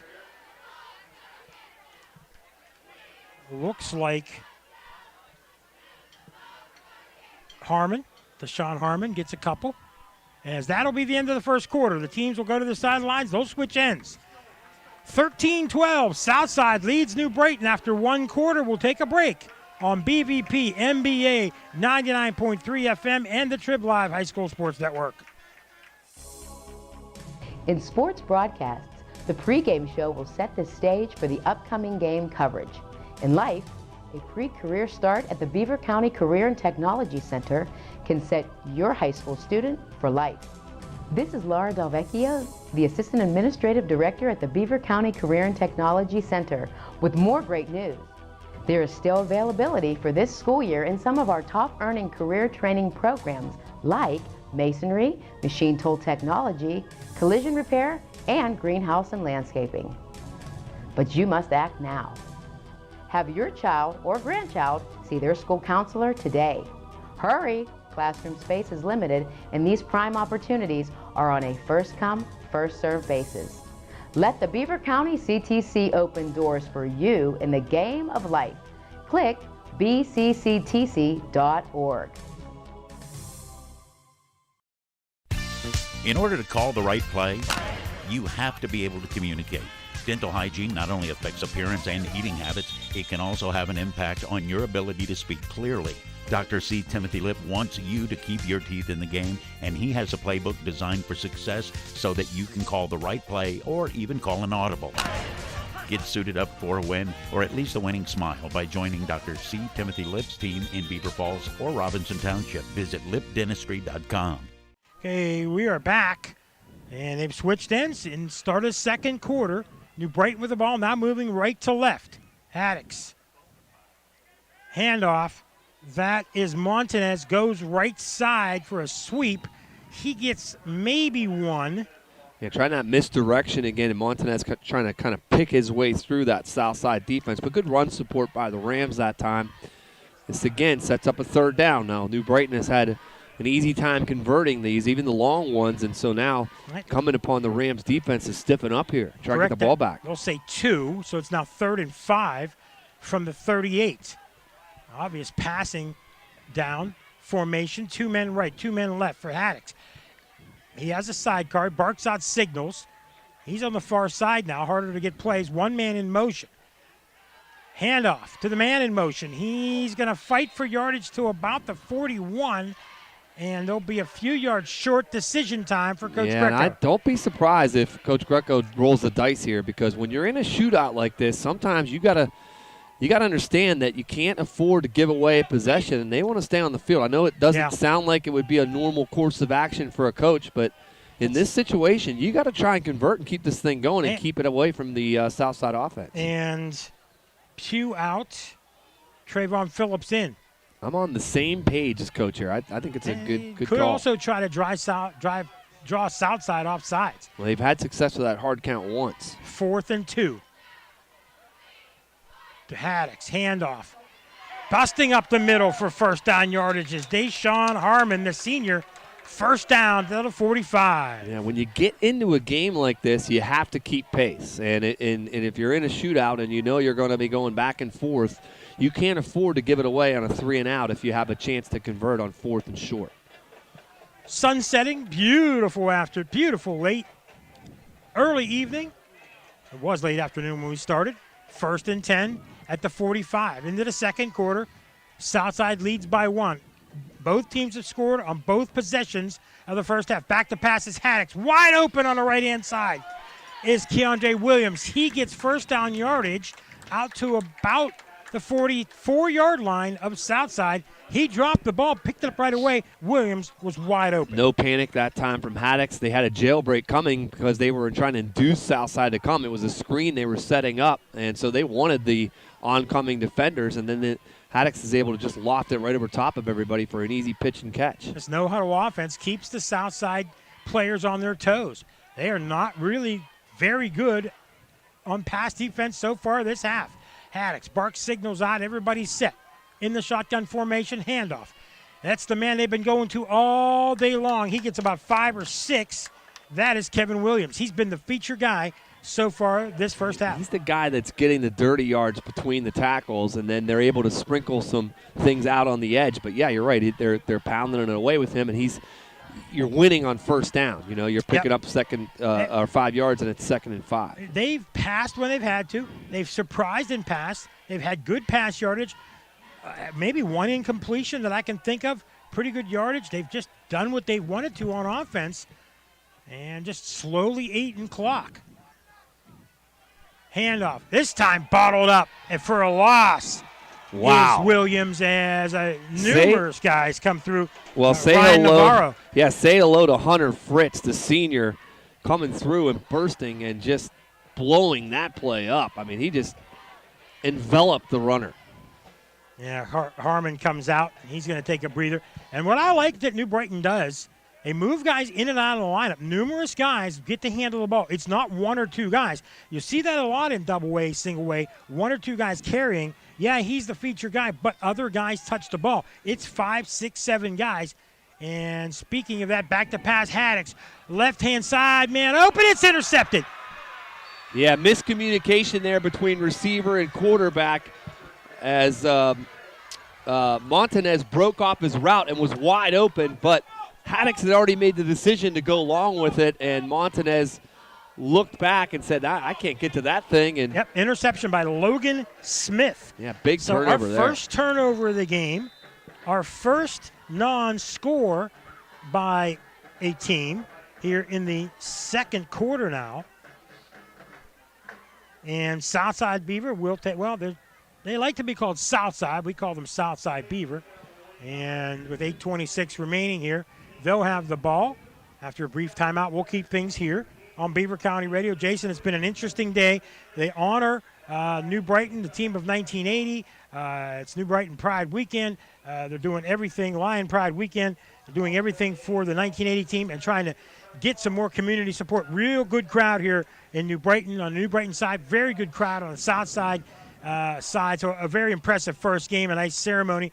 2 weeks in a row, we've had a good ceremony before a game, and really good start to the season here on Beaver County football. Absolutely. This is great to see this, as we talked about with COVID and everything that's going on. You see the people starting to get back into the stadium, and it does really make a big difference for these kids to be able to play in that atmosphere.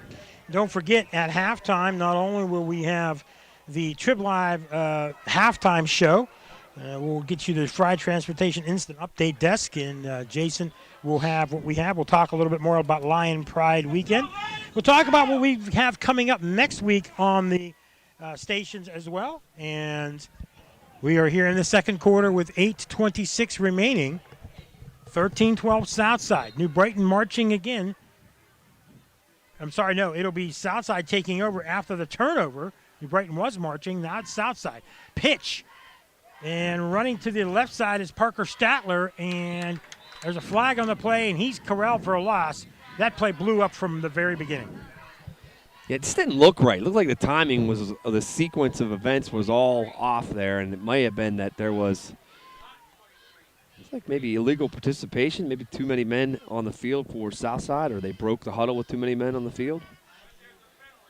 And let's see. And now that's going to be up to New Brighton on whether or not they want to take it. They may decline it here and make it 2nd and 12.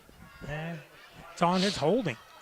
That's a tough one. Do you take the 10? Was that holding or was it illegal participation? It was holding. Okay, it was holding. So okay. holding should knock them back 10 yards, make it 1st and 20. Yeah. Probably a team that doesn't throw well, you want to knock them back because now you've got to get 20 yards. Yeah, I don't know that Southside necessarily doesn't want to throw the football, but they're not as good at it. Their bread is buttered, so to speak, by running the ball, and if you can get them behind the chains, that's always good. You sound like Bruce Fry with comments like that.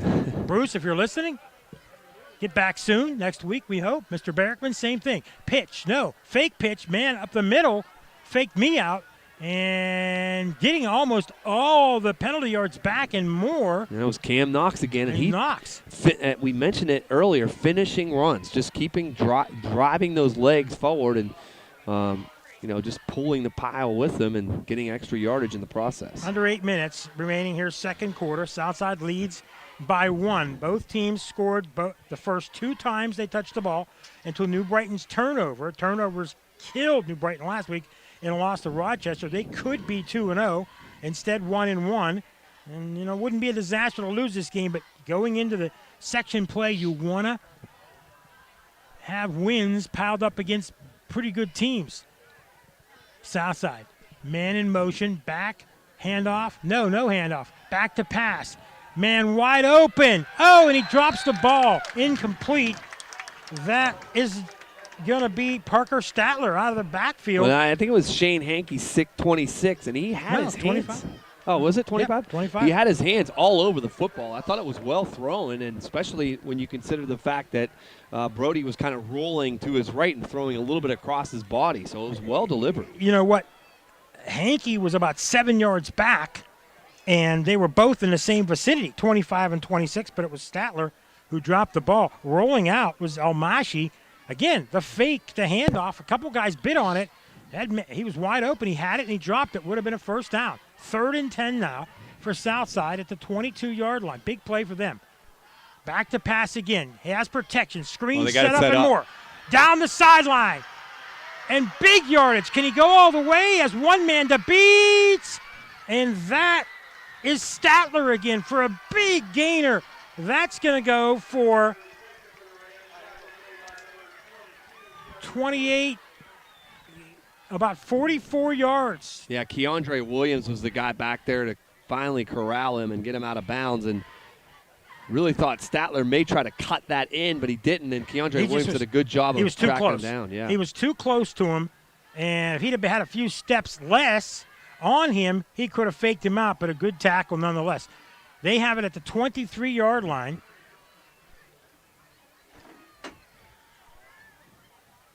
$55 yards on the play. Handoff. Knox. Bulls for a few.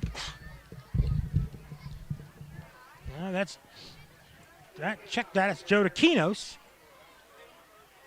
Gets a couple on first down. 6:44 on a rolling clock. Southside, impressive on the ground, but a beautiful screen pass. Big plays all throughout this game just to set each other up for touchdowns. But a big turnover has cost New Brighton so far. Down by 1. Southside could make it a 2-score game. Could make it 20 or 21-12, forcing New Brighton into a 2-score game. Under center is Almashi. Handoff, second man through. This is Ergo. And Fumble, and looks like New Brighton has it. They do. Yes, they do. Fumble, and New Brighton takes over. Well, that couldn't have been any timed any better for the Lions. That's just what the doctor ordered because Southside was on the march and had already scored twice on 2 successive possessions. So finally, New Brighton's able to get off the field. New Brighton takes over after the fumble. 13-12. Both teams fumbling on successive possessions. New Brighton takes over 1st and 10 at the 21. 6:09 remaining. New Brighton. Haddix. I believe that's Haddix.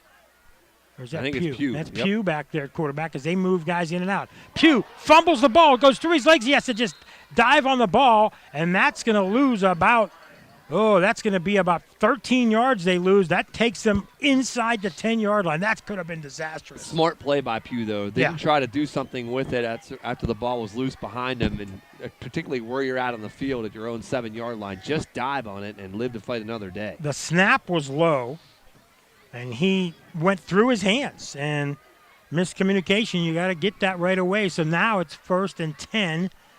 It looks like about the 6-7 line. Pugh again. Back to pass. Deep. And tipped at the last second. Good coverage downfield, guys. Bracketing the receiver. That was Statler. For Southside. Logan Smith and Parker Statler were both in the vicinity and both making plays on the football, making it impossible for Montanez to squeeze it. They're still saying 3rd and 10. It's 3rd and 20 from the 11 is what they're saying. It looks like that ball. That ball's at about the 7-yard line, man. That is not. Yeah, they got it now. 3rd and I think it's more than 20. It's 23 at the 7-yard line. A long way to go. New Brighton, got to be careful here. Try to get out of this. Back to pass again. This is Haddix now. Looks. He's forced to run.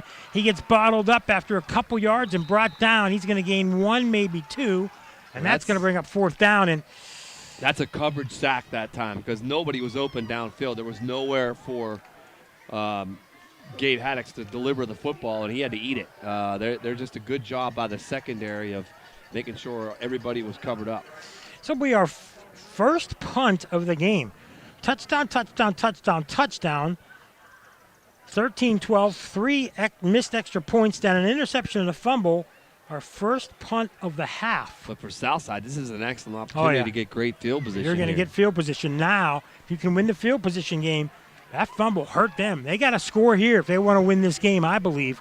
You can't give the home team you got to go in with a lead at the half, and you got to punch it in here under 5 minutes to go in the first half, especially on a short field. Snap good, punt up, punt good, back, and they let it bounce. Takes a New Brighton bounce to about the 49-yard line. Fans don't like it. They thought that Ergo should have fielded it. I'm kind of surprised he let that one go, Jason. Yeah, he had an opportunity to at least make a fair catch on it if he doesn't want to return it, but I don't know. Maybe there was perhaps they a told block. him. Yeah, they Told him to may leave it have- alone. They may have said, we don't want you to necessarily take a risk here. We're going to get great field position no matter what. That's a good point. But you catch it and run and you break a tackle, you may get it inside the 30 or even break it. So there's two ways of thinking. You do have the lead. I will say this, though, Mike. It always looks easier from up Oh, here yeah, no doubt. when the fans are telling you, why didn't you run and go across the field and make that catch on the run or fair catch? There's reasons for it because that ball is wobbling and yep. it hits you and you bounce and it hits your pads. 1st and 10 at the 50, midfield for Southside. Let's see what their ground game can do. Don't forget they got the pass in the back pocket. Luke Travelpiece has told me, and it's pretty much come through. About 50-50. It's going to be a keeper, and bottled up is Almashi. It looked like a fake, and it was designed for him, but he had nowhere to go. Yeah, Almashi, it's that option again. In his first read, the fullback was covered up, and then he holds on to it, and he tries to read that defensive end. And if the defensive end has that locked down, the outside, he's going to try and cut it up. But there were crimson jerseys there waiting for him. If you're New Brighton, this is a big defensive stance because even if you don't score, you go into the half down 1. It's been a tough battle for both teams. Both teams could claim they were the better team of the half, although Southside just grounded out the yardage. Almashi pitches. This is going to be Statler. And then he's just going to break tackles and zoom into the end zone for a touchdown. He went through the pack, and the secondary never touched him after he got about 10 yards, broke through the pack. He's going to go for a 49-yard touchdown. Well, that's poor tackling that time by New Brighton's defense. I mean, they had 3 or 4 guys that had a legitimate shot at him, and nobody wrapped him up. And credit to Statler. I mean, once he gets daylight, he is on the move, and he has a second gear pretty quickly. 49-yard TD. Statler's second of the game, second of over 49 yards. But you can't allow that to happen. It's just it's too easy when you're running through tacklers. You got to be more sure tackling, and you got to rally the football. Kick is good.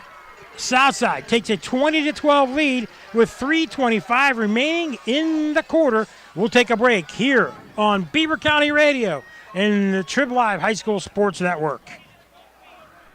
There's something for everybody this semester at CCBC. Whether you're leveling up a career or launching a new life, CCBC has got you covered. In fact, CCBC is straight to you. Your local library is now a CCBC classroom. Build career skills and earn college credit right in your backyard. Check out credit and non-credit classes starting in the near future. Click ccbc.edu/fall for more information. Right place, right time. CCBC is right where you need them this fall. When you're a superhero, you got big responsibilities. This is the Aquaman of Beaver County, Jim Riggio from the Beaver Falls Municipal Authority. The Aquamen and Aquawomen of the Beaver Falls Municipal Authority really do look after the needs of the community, just like real superheroes. The service we provide really is super, and the dedication of our workers can only be described as heroic. We just don't always wear spandex suits and capes. This is the Aquaman of Beaver County, and I'll keep the water on for you. Click bfwater.net. Here we back to beautiful, not downtown New Brighton. We're up on the hill, Oak Hill Stadium. Mike Azadian, Jason Colangelo. We got a good one. 20-12 Southside's come in here and taking advantage of a New Brighton turnover and a couple of big plays as they kick off. And they just bottle up New Brighton here. And the Lions are going to take over deep in their territory with 3:21 remaining here in the first half. Big plays by Southside. We'll review it before halftime. Statler with 2 big touchdowns. Actually, Statler has 3 touchdowns. A 1-yarder, a 49-yarder, and a 62-yarder. He's made a pretty good down payment on our CCBC player of the game. There's no doubt about it. Big plays on the other side. Eric Montanez with a couple big plays for New Brighton. New Brighton only down a touchdown and a 2-point conversion, down by 8. Important series here for the Lions going into the intermission. They would love to have a good one. Can't turn it over. Can't go 4 and out and give Southside. And we're going to get a timeout. We'll keep things here. Let's talk about this first half so far. New Brighton, impressive first drive, couple big plays. Kevin Williams with the touchdown. But it set a trend, a blocked extra point. Southside 1 play, big touchdown. They take the lead 7-6.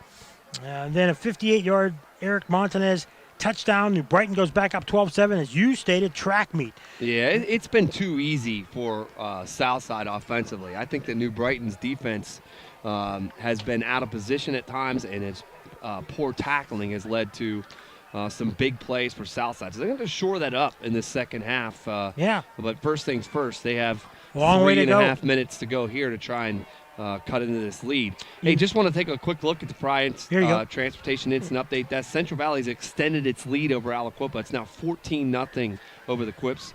North Catholic 6, Blackhawk nothing still, no change there. Laurel has scored again to take a 14-0 lead on Ambridge. West Day now leading Montour 13-6, and Moon is over top of Woodland Hills 7-0. We'll update you on all the scores we have at the half. Back to live action here. Late first half. If you're just joining us for any reason, and why would you just be joining us? Back to pass is Haddix, and that ball batted down. 3:18 remaining here, first half, down by 8 to the Lions. Very dangerous there, Jason. Can't afford a turnover here late in the first half. Not only that, you don't want to give it back to Southside either, because the Rams are a hot offense right now, and if you give them the ball back with this much time left, they've shown the ability to be an explosive group here in this first half. 2nd and 10 from the 25. Haddix barking out signals. In the shotgun, he has a man behind him. That's Williams. He's back to pass. He looks. Man open left side. That is McKay, and he breaks it up to about the 38-yard line. First down and more. And that is the first reception for Blake McKay, the senior. That was well designed, and were it not for Parker Statler playing that center field slot, he's the guy that made the stop in the open field. It could have been 6 points. Parker Statler has been heard from tonight. Both sides of the ball. At this level, you're playing both sides of the ball. There is no doubt about it. 8-point lead for the Rams. The Lions on the prowl. Under 3, back to pass again, wide open again is McKay. And back, and he gets another first down out to about the 49. They're playing that prevent a little bit, backing up. Definitely a cushion there, and when you have an experienced quarterback, he can exploit that because the quick hit, the hitch is there, and if they're giving it to you, you got to take it. 1st and 10, 2 consecutive first downs for Haddix. Gabe Haddix, the senior quarterback. He splits time a little bit. You'll see Gary Pugh come in there. He's a senior as well. He comes in for a different look in the all-crimson uniforms. Handoff this time. Left side, bottled up, but getting a few yards out of bounds is Deshaun Harmon.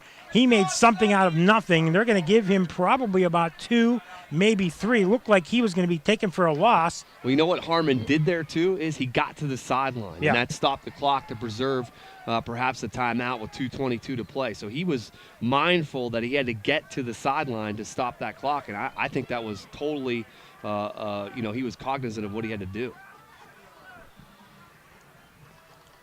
2nd and 7, 2:22 remaining, second quarter. Back to pass, Haddix, all kind of time. Batted down again at the line of scrimmage. That's 2 times in the last 4 that he has passed, and it's batted down at the line of scrimmage. Yeah, Haddix is a 5'11 guy, so he's not super tall. But, this is something that you don't see enough defenders do. If you can't get to the quarterback, get those arms up in the air and try to bat the ball down and take away those passing lanes. It's just something that you don't see often enough, I think, from that defensive front. Big play here, 3rd and 7 from the 48 for New Brighton. And they have too many men on the field. They're going to have to spend a timeout, and that's not the way you want to use your timeout at this juncture of the half. We'll keep things here. We're going to change things up at the half. We are not going to go right to the halftime show. We're going to do some interviews at the half and then we may not even do the halftime shows. We got a lot of members of the 1980 team that we'll talk to at the half. So no Trib halftime show. We will have our own halftime show here, making it on the call here. As a lot of the members of this 1980 team right behind us getting ready to go live on the air. We'll take a break at the half. Long way to go. 2:17 to go in a half. 3rd and 7. Big play for New Brighton. Jason, what do you see coming out of here? If you don't get a first down, obviously you would think you'd punt here, But giving the ball back to Southside, you don't want them getting another touchdown and being down 2 touchdowns at the half. Yeah, you got to find out what you do on third down first. If you get close enough to where you feel like you can convert, that's one thing. But if you throw an incompletion here and it's 4th and 8, I think you got to pin them back. Yeah, I agree. Got to pin them back. 3rd and 7 from the 48-yard line. Full press box. 1980 team in force here. We'll talk to them at the half. Maddox back to pass. Has protection, has time, steps up, now sacked. Waited too long, and a couple of the big men. Let's go with J.D. Roy as one of them with a big sack. I just don't know that Haddox had anywhere to deliver the football. Again, Nobody good open. coverage downfield, and you see that pocket begin to collapse, and you know the time is ticking, but by the same component, you can't just throw it up for grabs either. Now you got to play some defense. Only down a touchdown. You don't want to go down 2. 1:50 and counting on the clock.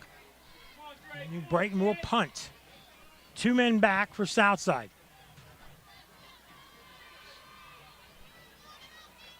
Good snap. Really good punt, end over end. Fielded, and a fair catch by Southside. Nice punt by New Brighton's Keandre Williams. Just one quick score of note from the Fry Transportation Instant Update Desk. It's one that we haven't had at this point. Rochester all over Mohawk. It's 22-0 still in the first half. They're a pretty good team. We saw them last week. So 5th possession for New Brighton. Punt, and Southside will have their 5th possession now of the first half. Let's see what they do if they go conservative. You would think a couple of first downs, as we're getting close to halftime. And first and foremost, if you're Southside, you want to emerge from this half with the lead. So you don't want to do anything foolish. No turnovers. I think you got to get it in 25's hands and see if you can make another big play. A couple of first downs should do it for them. Under center is Almashi. He rolls and hands it off. That's misdirection. Knox. Misdirection, I believe. No, not Knox. Yeah, that's Knox. That's Knox or Statler. That's Knox. No, Knox is coming back toward the weak side of the formation, and they kind of shovel it to him. Well-designed play there for Southside and a first down. Now you're at the point with, I believe, the full complement of 3 timeouts remaining where you may go on into attack mode. You never know. I would. I mean, you're almost to the midfield. A couple of big plays. Let's see what happens. Almashi back to pass. Quick hitter across the middle. Caught for about 7 or 8, and that is Logan Smith. You may want to spend one of those timeouts right now, but it looks like Southside's going to hurry to the ball. Under a minute. Backup quarterback Logan Smith, at least one of them. He was the man that lost the job to Almashi. Almashi under center. Hands it off. First man through, and that is Knox again. Yeah, that gives you a fresh set of downs. And now timeout. Yeah, well, no, it's not a timeout. It'll temporarily stop the clock, or did they use it? I think they used the timeout. Yep. Yeah, Knox with the first down. Timeout by Southside. Yeah, that's surprising to me because you had the stoppage with the first down, so you could have lined up and got another one off and then called timeout. But with that being said, there's still 47 seconds and change left, so still some time to get some plays off here for Southside. Sideline patterns. You still have timeouts. You can use your sideline if you want. But if you're Southside, you got to be thinking touchdown here, and this could be the game. I mean, they've played pretty well. They've probably dominated in time of possession. They've dominated on the ground. But New Brighton's had their share of plays on the ground and done well as well. But 1 turnover has killed them. A couple of missed extra points, only down 8. But I think this could possibly be the game for New Brighton. You stop them here, even and you're Southside, you get the ball back in the second half. So a touchdown here could be a killer. Yeah, Southside's offense has been nearly unstoppable to this point. New Brighton, as I mentioned, a lot of breakdowns and a lot of missed tackles have resulted in some big plays for Southside. We're back. 47.7 seconds remaining here in the first half. 1st and 10 from the 48. Rams pushing the Lions around just a little bit. Now Massey under center. Back to pass. Down the middle, a man open, just a little bit too far.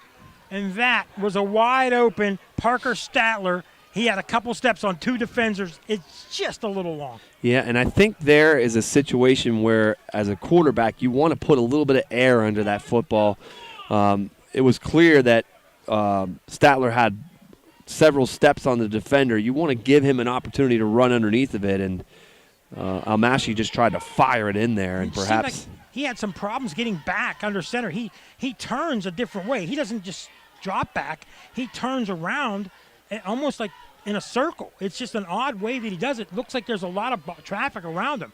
42.5 seconds remaining first half. Southside, 2nd and 10 from the 48. Almashi back to pass. Hands it off, though, and only getting a couple. That was a wraparound draw. Yeah. Haven't seen that in a while. You fake the drop back and then wrap it around. Exactly. It looked like that was definitely Statler on the play there.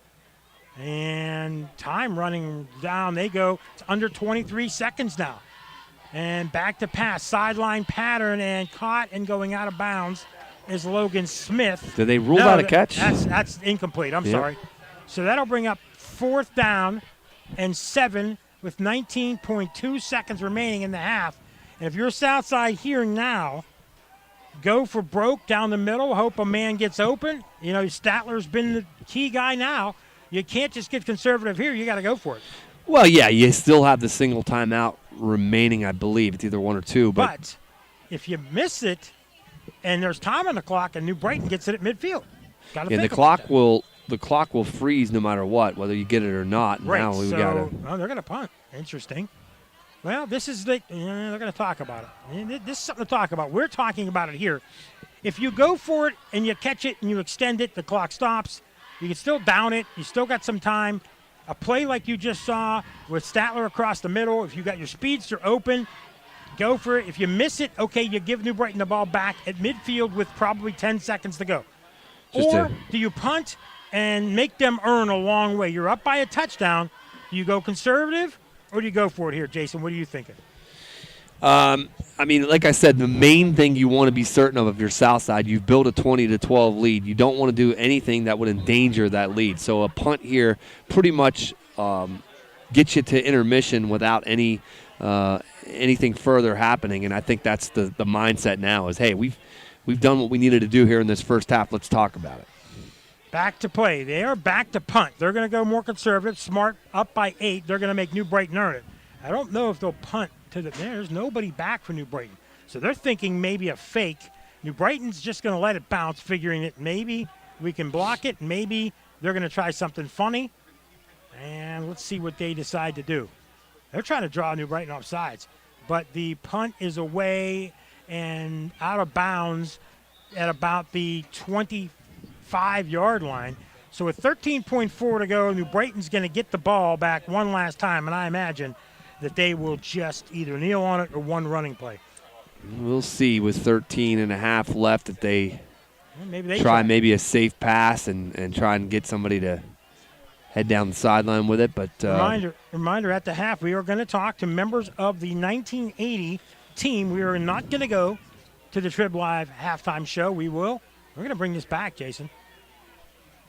Oh, that's penalty on I guess. Southside. Yeah, that or the ball went out of bounds way up the field. Way up the field. So it's going to be 1st and 10 at the 37.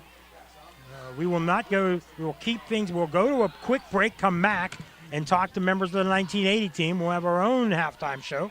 Myself and Jason will talk to the members of the 1980 team. 1st and 10 at the 37-yard line. And it looks like New Brighton's just going to kneel on the ball here. Yeah, I think that's the wise move here. You've not been great here in this first half and made a lot of mistakes. You go in, you're down 8. Let's regroup. So that's the end of the first half. Southside leads 20-12. We'll take a quick break, and we'll be back to celebrate the 1980 New Brighton team here on BVP NBA 99.3 FM and the Trib Live High School Sports Network. Listening to live sports on the radio in Beaver County is a tradition. This is Craig Fontana from Moon Township Ford, and I ought to know. My dad, Bill Fontana, has called games for over 50 years. Beaver County people know a good call when they hear one, and the best call you can make is to buy your next new or used vehicle at Moon Township Ford. Click moontownshipford.net or visit Moon Township Ford on University Boulevard. Falcone's Moon Township Ford, where friends send friends. When you're a superhero, you got big responsibilities. This is the Aquaman of Beaver County, Jim Riggio from the Beaver Falls Municipal Authority.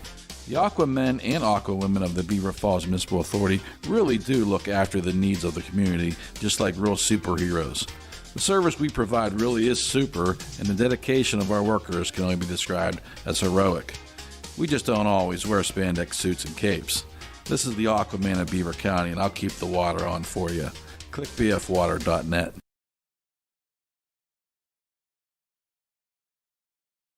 McGee Heating and Air Conditioning in Aliquippa has been in business for nearly 60 years. Now that's experience you can count on. When you call McGee Heating and Air Conditioning at 724-375-7112, they'll answer your call 24 hours a day, 7 days a week. Sue Curlin and her winning team service most brands, and McGee Heating and Air Conditioning is locally owned and operated. As always, they wish their best to our local teams. McGee Heating and Air Conditioning, Main Street, Aliquippa.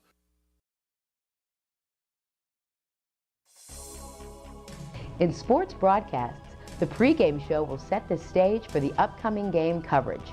In life, a pre-career start at the Beaver County Career and Technology Center can set your high school student for life. This is Laura Delvecchio, the Assistant Administrative Director at the Beaver County Career and Technology Center, with more great news. There is still availability for this school year in some of our top-earning career training programs like masonry, machine tool technology, collision repair, and greenhouse and landscaping. But you must act now. Have your child or grandchild see their school counselor today. Hurry! Classroom space is limited, and these prime opportunities are on a first-come, first-served basis. Let the Beaver County CTC open doors for you in the game of life. Click bcctc.org.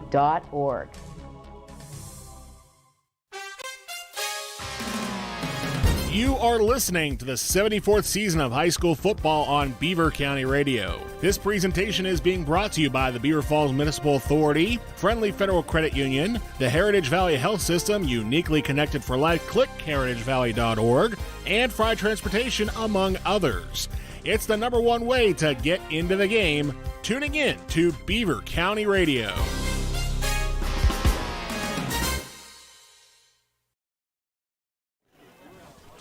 Okay, we're back here up on the hill in New Brighton, and it is Lion Pride Weekend celebrating the 1980 New Brighton football team. Reunion celebration this weekend, Lion Pride Weekend, and a special welcome to the classmates of 81, 82, and 83. But mainly we're celebrating the 1980 team, and our first guest is Larry Matrazzo, the head coach of that team. Coach, welcome to the broadcast. Thank you. Pleasure being here. You know, I was going to say, sir, I mean, I thought you were one of the players. You look like a young man. You had to. How old were you when you coached these guys? 25? 24? 30 at 33. I was going to say, I mean, you look like you could still play. Yeah. How's it feel to have so many of your players come back and coaches, maybe two-thirds of the team 40 years later? That has to mean a lot. Yeah, it's a great feeling. And the best thing about it is in meeting up with all these guys is to find out the successes that they've become in life. Right. You know, they were great athletes, obviously, when they played at New Brighton, but to go on into various business adventures and everything, it just makes me feel really good. A lot of talk about doing this every year, honoring different teams, Lion Pride Weekend, doing things for the community. And we talked about 40 years ago how it was, back then it was a community event. Everybody came to games. Maybe not so much in the last 10 to 15 years, and that's not just here, it's everywhere. But the folks trying to get this back together again has to mean a lot to you guys. And talk about what it meant for them to contact you and bring you back and honor this team. Oh, yeah. Well, that was great because, you know, the players and I have been talking about the crowd that's here tonight at the game. And we can remember back when they were playing, this place was packed. every week. Packed every week back in the day. Yeah. But things have changed. The mill closes. Right. Things happen. People move out of the area. But let's talk about that team. 10-1-1, tie arrival in Beaver Falls. Then nobody scores on you for 8 consecutive games, 8 consecutive shutouts. You don't see that at all anymore, that type of defense. Talk about the defense and how great of a defense it really was. Okay, I will, but it was 11-1-1. Oh, it was 11-1. Okay. All right. We'll go 11-1-1. I'm sorry. Yeah. Well, the best thing, the best thing about that particular team and that particular defense was the fact that if I recall correctly, I think we had like eight shutouts in a row, and all but 2 of the games, I think our starters never even dressed didn't even hit the field in the second half. Okay. We played all the second and third teamers, and we really didn't care whether we were scored on or not, but it was a full team effort. That's right. It wasn't just the starters, it was everybody. That's exactly right. And a lot of people don't think of team now. That's right. Talk about that. It was a real team back then. Yes, it was. Well, yes, Coach, it was. let's just talk about real quick before we start getting into some other members. Okay. What have you done since your coaching days? I went on to I was out of coaching for about 5 years, and then I became the girls' volleyball coach. Okay, here in New Brighton? Yeah, for about 6 years. Okay. And retired in about, I think it was 2002. I've been retired for almost 20 years. Just enjoying now. retired life. You still live here in town? Oh, yeah. Still Same in place. Brighton? Didn't move outside the area? Since 74. Let's talk to some of your players. First, we're going to get Mark Herman. Mark Herman, Mark. I heard somebody else come in here and have a seat. And Mark, heard a lot about you as well. Why don't you have a seat with us? Let's talk about your role on the team. If I'm correct, weren't you the MAC MVP that year? I think I was, but that's pretty irrelevant because I had a lot of special teammates that helped me get to the point where I was able to achieve that award. Talk about your teammates. Talk about these guys and how much it means to you to come back and see all these guys. It was almost like it was yesterday, right? It just seems like you pick right back up with these guys, I'm sure. Absolutely, no change at all. And these guys are the greatest guys in the world. And I know the audience can't see our shirts, but they say something special. And that is exactly what that year was, because we did have something special. We had a lot of people that were just part of the team, that made the team just because of their presence with the team. So talk about the team and your memories of that year. Give us a special memory of something that happened that maybe you want to tell people about.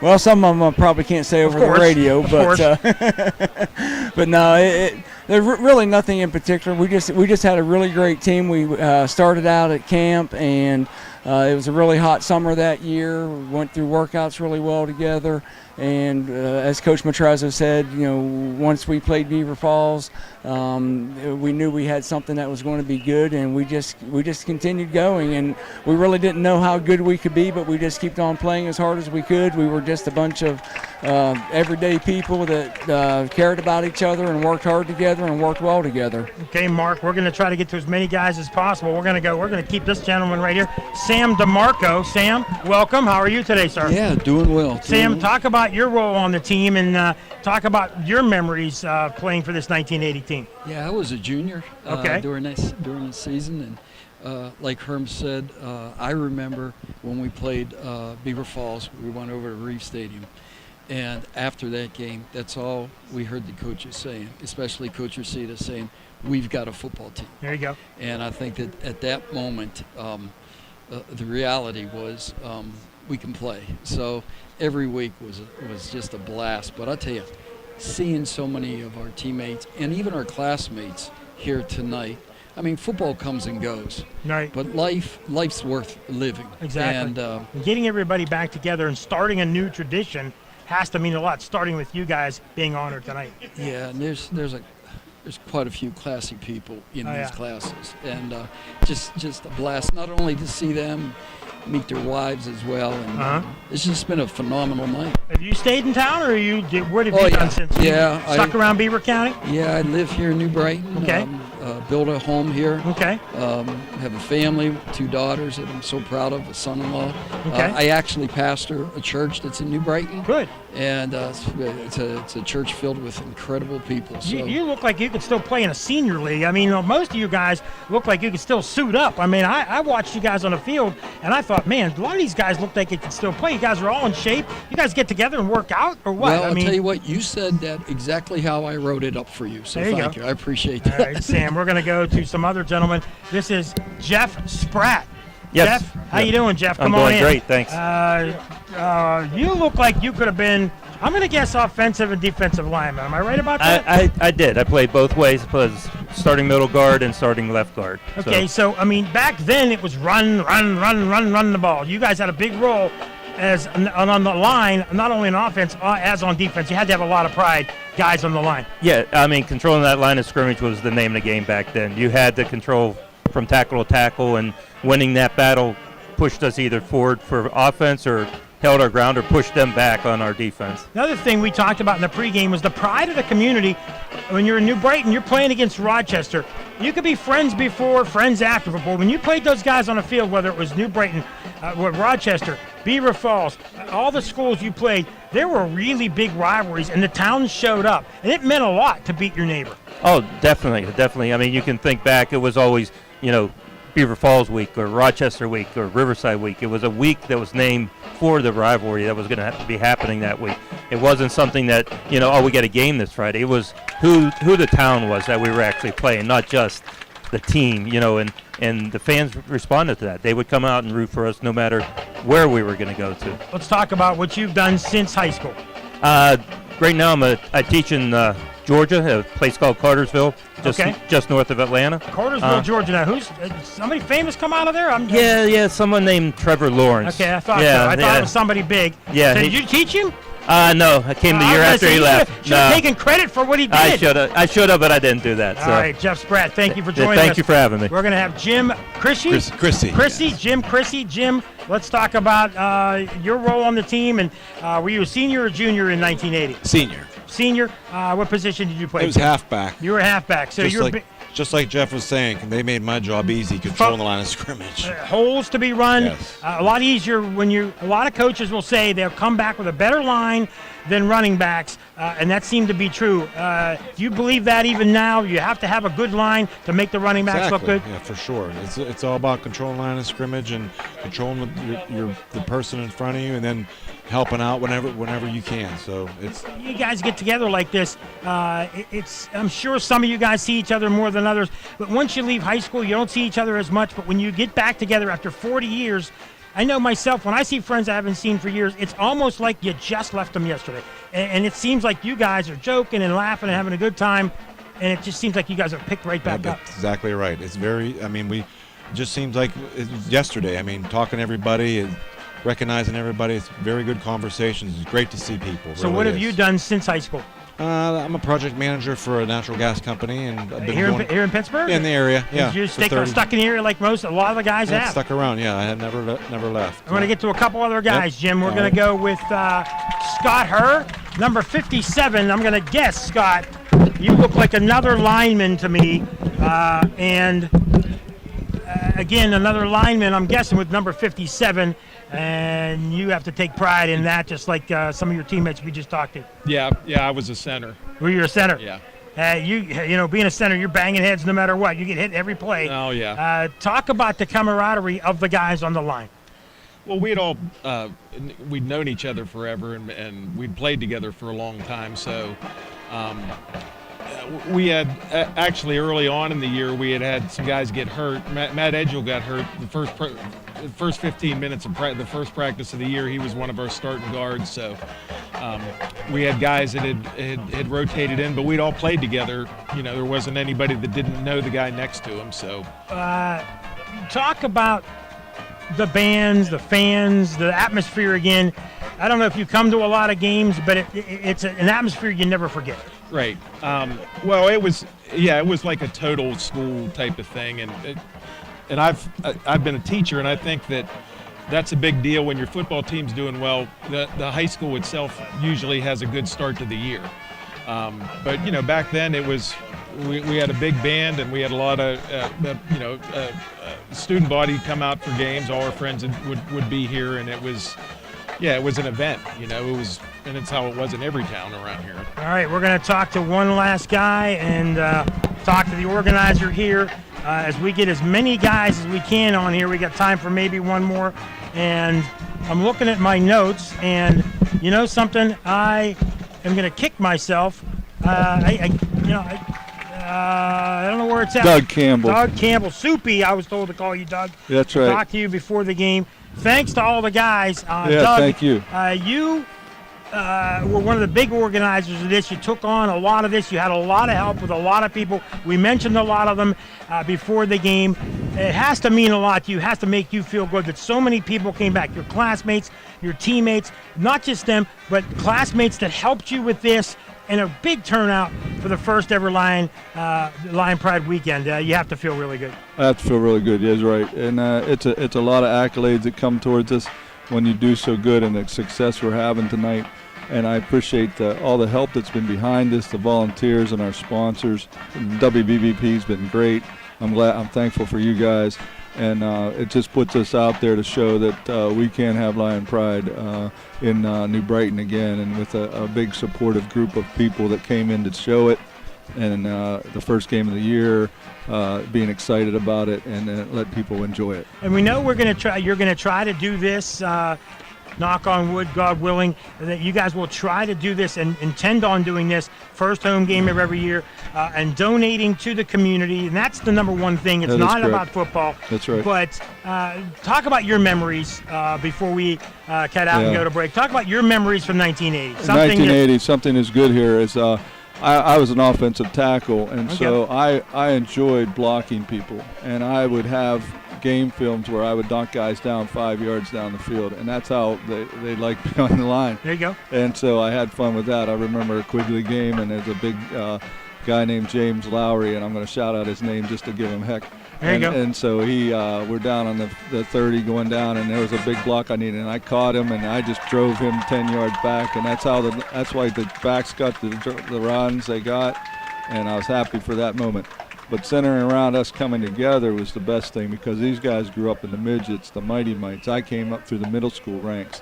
So we all were coming together in a congealing way, and we knew how to hard work, knew how to go after it, and it was hot summer workouts, and we put it together, and we just kept coming after it. All right, Doug, we have to go to a break, but thank you for everything. We'll talk a little bit more in the second half about Lion Pride weekend. Thank you for everything, and we'll talk about all the sponsors. Thank you. That was the celebration of the 1980 New Brighton team, and we're going to go to a break here before we get back for the second half here on BBP NBA 99.3 and the Trib Live High School Sports Network.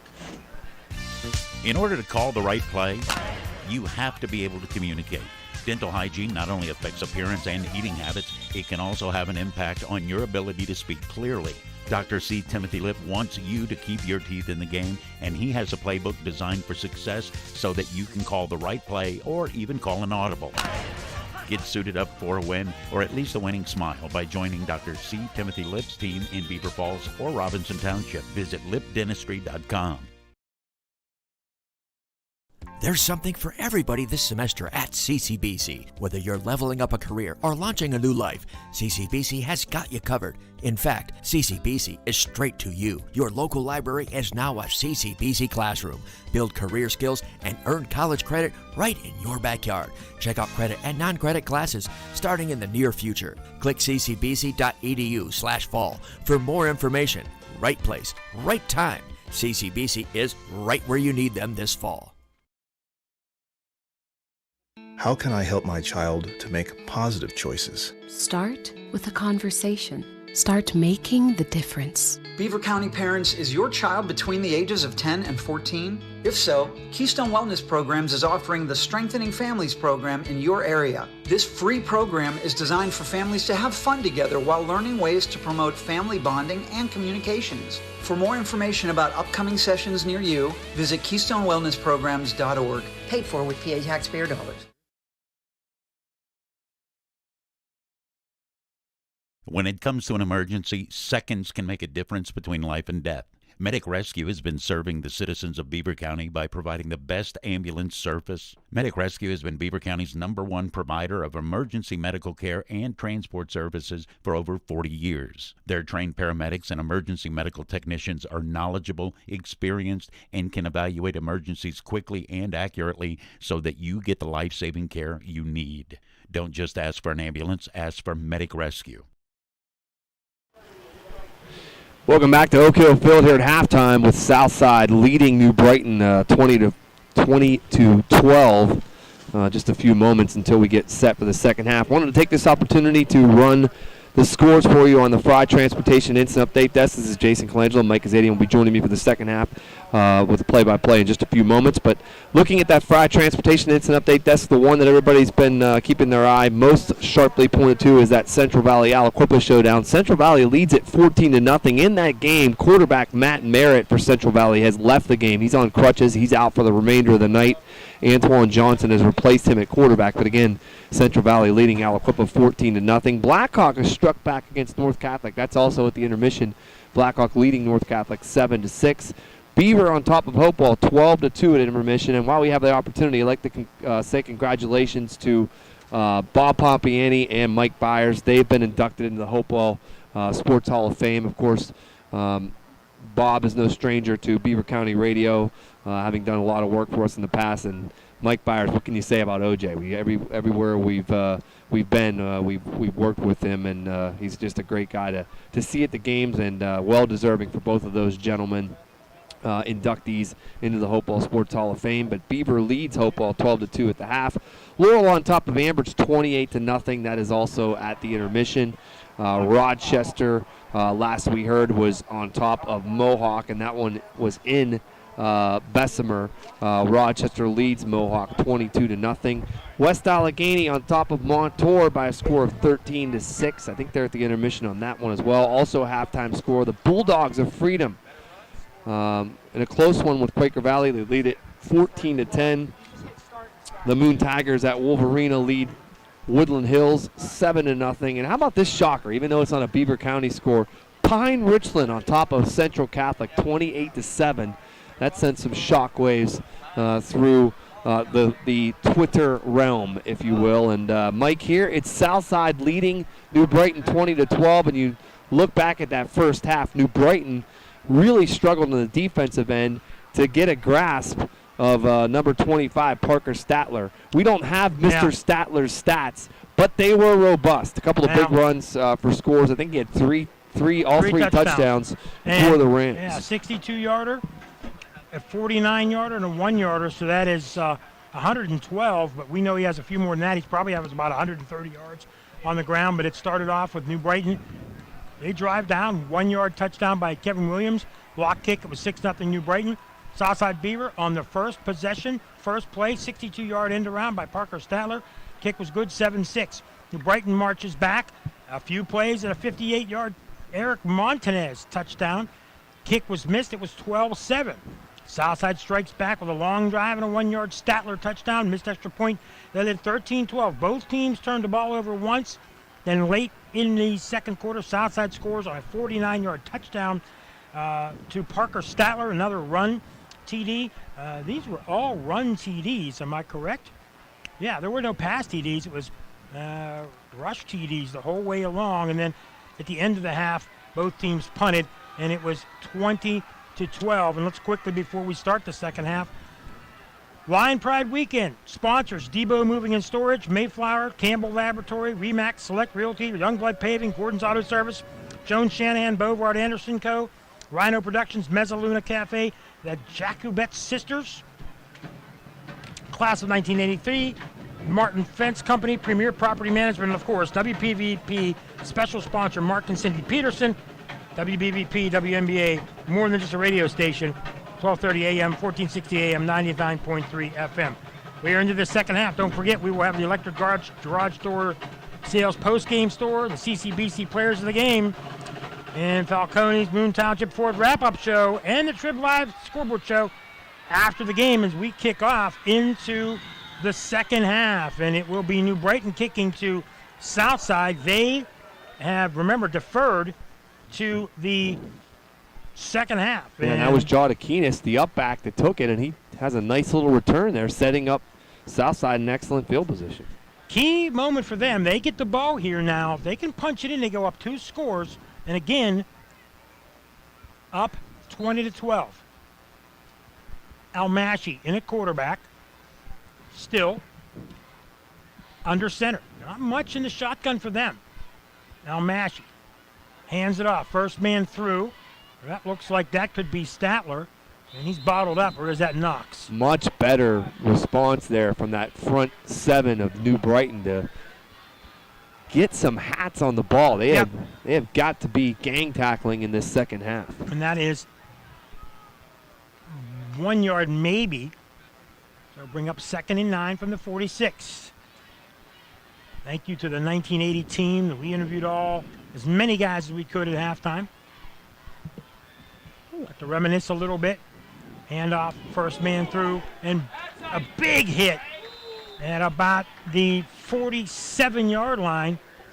Oh. And that was that was Joe DeCinos. Yeah, and if the early indicators are anything to take note of, it seems as if New Brighton's defense has come out here with a purpose after really a lackluster couple of quarters. They seem to have gotten the message here in the early going of the second half. They got hit in the mouth a little bit in the first half, but they hit back some. So this game is close as it can be. A good, stiff defense, and to start the second half could be the turnaround for this team. 3rd and 6, big play here. Handoff, left side, dodging tacklers, missing a few, and fighting for a first down is Statler. He looked to be wrapped up. He gets across the 45 down to the 41. They had him bottled up. An impressive run by Statler. And if he hasn't wrapped up the CCBC player of the game for Southside, boy, I don't know who has. They're going to have to do something special to beat what he's done tonight so far. Again, New Brighton in position defensively to get to him, had the edge set, had everybody coming to the football, and just couldn't wrap him up. And then Statler has just broken through tackles and run through tackles all evening long, and it's just not going to. You can't tackle him up high. You cannot tackle him up high. Hitting him in the chest, hitting him in the arms just doesn't do it. 10:23 on a running clock. Up by 8, Southside. Pushing here. First possession, second half. Almashi back to pass. Finds a man open. And for about 5 is Statler again. He's been the workhorse out of the backfield and receiving. It's pretty evident he's their number one guy. We see a little bit of Joe DeCinos. We see a little bit of Cam Knox, yeah. But the main guy here is definitely he's been their big play threat, Statler. no question. And Omashi does a nice job of rolling that pocket out to the right side, giving him time and space to throw the football, and really accurate to Statler. Right hash mark, 2nd and 4. Almashi under center. Handoff. First man through, getting hit hard is Knox. He may get back to the line of scrimmage. That'll bring up 3rd down. Good penetration that time by that defensive front of New Brighton. You can hear the fans yelling at Williams and Harmon to get that defense going. And pretty good at times, a couple of big plays. But this is a huge play right here, Mike. It's 3rd and 5, and another you 3rd down. Certainly want to see this drive come to an end if you're New Brighton's defense. 9:04 remaining, 3rd quarter. Left side, it's Statler. Around the left side, first down and more inside the 25 to about the 19-yard line, 20-yard line. Another big 3rd down play for the Rams. Well, if there's one play that has haunted New Brighton's defense out of that wing T formation for Southside, is that misdirection from the off wing where Statler gets the football. They are just confused up front when he has it, and once he gets to that second level, nobody seems able to tackle it. Well, this Southside team, impressive on the line. They find room for the runners. They're protecting Almashi. They've done a good job, only a few tackles in the backfield. And a handoff, 2nd man through. This looks to be... Ooh, nice hit there.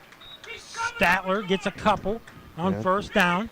He got walloped as he got to the second level that time. That was a big-time hit. Man, they've been good on 1st and 2nd down on the defense, but 3rd down's been their bugaboo so far this drive. Keandre Williams was the guy that lowered the boom that time. Almashi brings his team after the huddle. They're slowing things down a little bit. They've got an 8-point lead, looking to take a 2-touchdown lead on the road. Big non-conference game here. He keeps it, rolls around the left side, or did he hand that ball off to Statler? And he did give it. That time it was the and he may lose a yard, it looks like. Well, another 3rd down here, and Southside has had so much success on these third down plays. 3rd and 7. 7:50 on a rolling clock. Up by 8, 1 touchdown. And could go up 2 here if they drive. And this is 4-down territory, I would imagine. Not going to punt here. And I don't know if this is within field goal range for Matija Pavlovic, the freshman. 3rd and 7, taking their time. Looking to their sideline. They're on the left hash mark is Almashi. Gets the signal. Barks out to Statler on the right. Back, hand off to Statler. Left sweep. He's going to get a couple. And that brings up 4th down, and it's decision time here, obviously, on what to do. They're going to go for it on 4th, and that brings up 4th and about 5. Yeah, you're probably beyond field goal range. It'd be about a 33-yarder from there, and we don't know much about the kicking game of Southside, but with the way they've run the football and the way they've been able to throw when they've had to, 4th and 5 seems more of a manageable down and distance. Unless it's a pick 6, if you don't get it, you pin New Brighton deep in their territory and win the battle of field position. 3rd big 3rd down play of this series. Back to pass. Looking to the end zone, and it is broken up. Actually, it was to the 5-yard line. Didn't see who it was intended for. Was that intended for Statler? It was, and there was good coverage by Keandre Williams, who drew the assignment there and really gave no place for Almashi to deliver the football. Almashi's rolling to his right, and he has everybody dragging across the field, but nobody came open to him in time for him to select a receiver, so now it goes back over to New Brighton. Big play on defense for New Brighton, and they take over, but they got to be careful here. Down 8, 6:37, 8 up a big chunk of time, almost 6 minutes, 5.5 to be exact. Haddix. There's New Brighton, does the same thing, looks to their sideline, and 2 wide receiver formation, actually 3, 1 man in motion. Handoff, 2nd man through, around the left side and bottled up. Fumble. Ball on the ground, fumble, and the Southside says they have it, they do. A big turnover, a big fumble. Yeah, and Ryan. that is their 2nd turnover. Ryan Navarra emerges from the pile with that football, and boy, New Brighton's got to be frustrated. They see that long, protracted possession for Southside. They finally get the ball back, and they cough it up immediately. Give it right back to them. That is just so tough. The fumble in the first half didn't cost them points, but it took an opportunity away, and Southside with the ball back, and they get the ball at the 14-yard line. Oh, my goodness. Brighton's defense right back on the field. Almashi under center.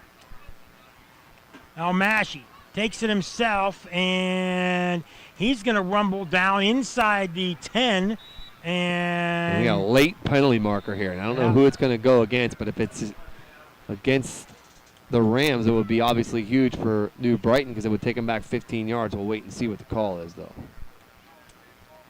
Came in well after play began. I mean, it was late in the process. Holding. Southside. Yeah, so that nullifies what would have been a short gain, and now that will bring him back. And it looks like just is there a personal foul in addition to that, or just a holding call? Good question. We'll find out. The referee. It's like the officials are coming over to talk to New Brighton. Yeah, holding. Yeah, 2 fouls. Is it just 1 or is it 2? Looks like it's just a personal foul. It looks like an indication was holding immediately, but personal foul backs him up 15 yards. So that's big. That is big for New Brighton because that knocks them back to the 26-yard line. That's big, real big, because they're backed up against their own goalposts almost, and a big play defensively. And now 1st and 25 from the 26. Interesting. A little bit of an unforced error there on Southside. They had it going on deep in New Brighton territory. Now they're behind the chains. Almashi. Hands off. Rumbling right side, and tackled is Almashi. And he goes for a few, and they're going to keep it conservative, at least on 2nd down. Noah Stoppin was the guy that stepped up to make that play. Just a little bit of a hesitation that time from Almashi. He just didn't commit to the run early enough, and that allowed Noah to rally to the ball. They're going to say no gain. 2nd and 25. 5:45 on a rolling clock. It's a real important series. They score here. You're almost into the fourth quarter, and New Brighton will be down 2 touchdowns. And the way this Southside team eats up clock, you have to stop them here if you're New Brighton. Almashi, handoff. Oh, no, pass. They faked everybody out. This is a pass to Statler, left side. They set up a screen, but it doesn't go for anything. Oh, maybe about 5 yards. They faked everybody out. I didn't think Almashi had the ball. He does. I'll tell you who made a good play there was Kaufman Parker, who came out, Parker Kaufman, who came out in that outside linebacker spot, realized what was happening, diagnosed it pretty quickly, and was able to sprint out there to slow up Parker Statler, and then that allowed the rest of his teammates to come and support and ultimately make the play. But a good diagnosis there in fairly short order from the linebacker. 3rd and 18. Almashi under center. Pitch. Knocks. Right side. Good rumbles down to about the 15, but gets hit hard. And that'll bring up 4th down. And that's Keandre Williams sliding up from that corner spot and run support, and a very sure tackle that time, something that's been lacking from this New Brighton defense throughout the evening. This time, Williams wraps him up. They're going to say, wait a minute, that can't be right. And it's 4th and 10, right? Yeah, they're saying 1st and 10. No, it's 4th and 10. Yeah, it's definitely 4th down. And let's see what they do. Knox comes back in. Clock still rolling. It'll be under 4 minutes by the time of the snap. They're just eating this clock away. New Brighton has had the ball for 1, maybe 2 plays, but they fumble on the first play or the second. Here's Almashi. Back to pass. He has time. Looks, and dumps it. Is that caught? They're going to say incomplete on the right sideline. Penalty marker on the play, and it looked like it could be possibly a hold, and if that's the case, New Brighton would obviously decline that penalty and take the football. Almashi had all kind of time, but the important thing is they took a lot of time off the clock. They didn't score, but it looks like New Brighton is going to have the ball. Yeah, it's illegal hands to the face to call against the offensive lineman and guilty party there. And Almashi was trying to buy some more time, and there was a couple of oncoming defenders. And well, this will move Southside back a little bit. Well, it'll be New Brighton's football. Yeah. They're just going to decline. They're going to decline the penalty and take the football. So it'll be 1st and 10 New Brighton. And with 3:47 remaining in the 3rd quarter. 1st and 10, Lions. Haddix. Handoff. Second man through. Yeah, that's a play where you want to get something very basic and get something positive going on the offensive end with the turnover in the last play. You're just trying to get yourself in good situation on 2nd down. Harmon. And 2nd and 7, 3 yards for Harmon on that. You know, with all this being said now, New Brighton still only trails by 8. I mean, they're still very much in the thick of this thing. And no doubt. They struggled on defense, but they're one touchdown and a 2-point conversion from tying this one. It'll be interesting to see what happens if and when they score, what they decide to do. Haddix back to pass, finds a man open, and that is McKay again on that left side, and he is out of bounds at the 27-yard line. Looks like first early down. indicators are it's a first down if that spot remains true, and it indeed is a first down.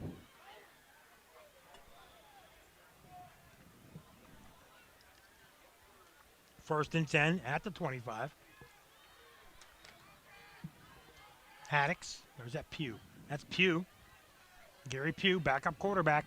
He's played an important role in this offense. Fumbles again. Lays on it.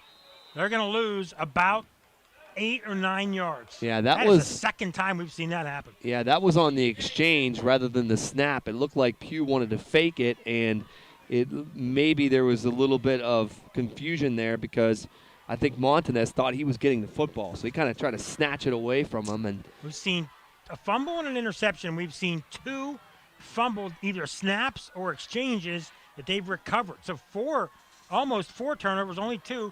2nd and 20. Pugh, back to pass, rolls right, finds a man, in and out of the hands, and flags fly. Yeah, that penalty is in the backfield, so I don't know if it's a hold or perhaps looks like it's going to be a hold against New Brighton. And I think this is one that you'll see the Rams refuse. It'll be 3rd down and still a long way to go. So the penalty declined on the holding call. It'll be 3rd and 20, 2:04, 3rd quarter. Lions versus Rams. Who wins this battle? Long way to go here. A quarter in a couple of minutes. Fast-moving 3rd quarter. Mike Azadian along here with you, and back to pass. Pugh lets it go deep downfield. 2-man in. Ball bounces and to the ground as Eric Montanez was double covered on the play. That was well defended. Again, bracketed that time was Montanez. No real shot to get it in there, and a frustrating set of downs for New Brighton as they go backwards. Again, Mike Azadian and Jason Colangelo, and I'd like to say hello to Mr. Bob Barrickman and Mr. Bruce Fry. A little bit under the weather for both, so they felt it best with no voices and not able to be here. Simulcast on all networks. Glad you can join us. New Brighton back to punt. It'll be their first punt of the second half. End over end, high arcing punt, fair catch called for. Fumble!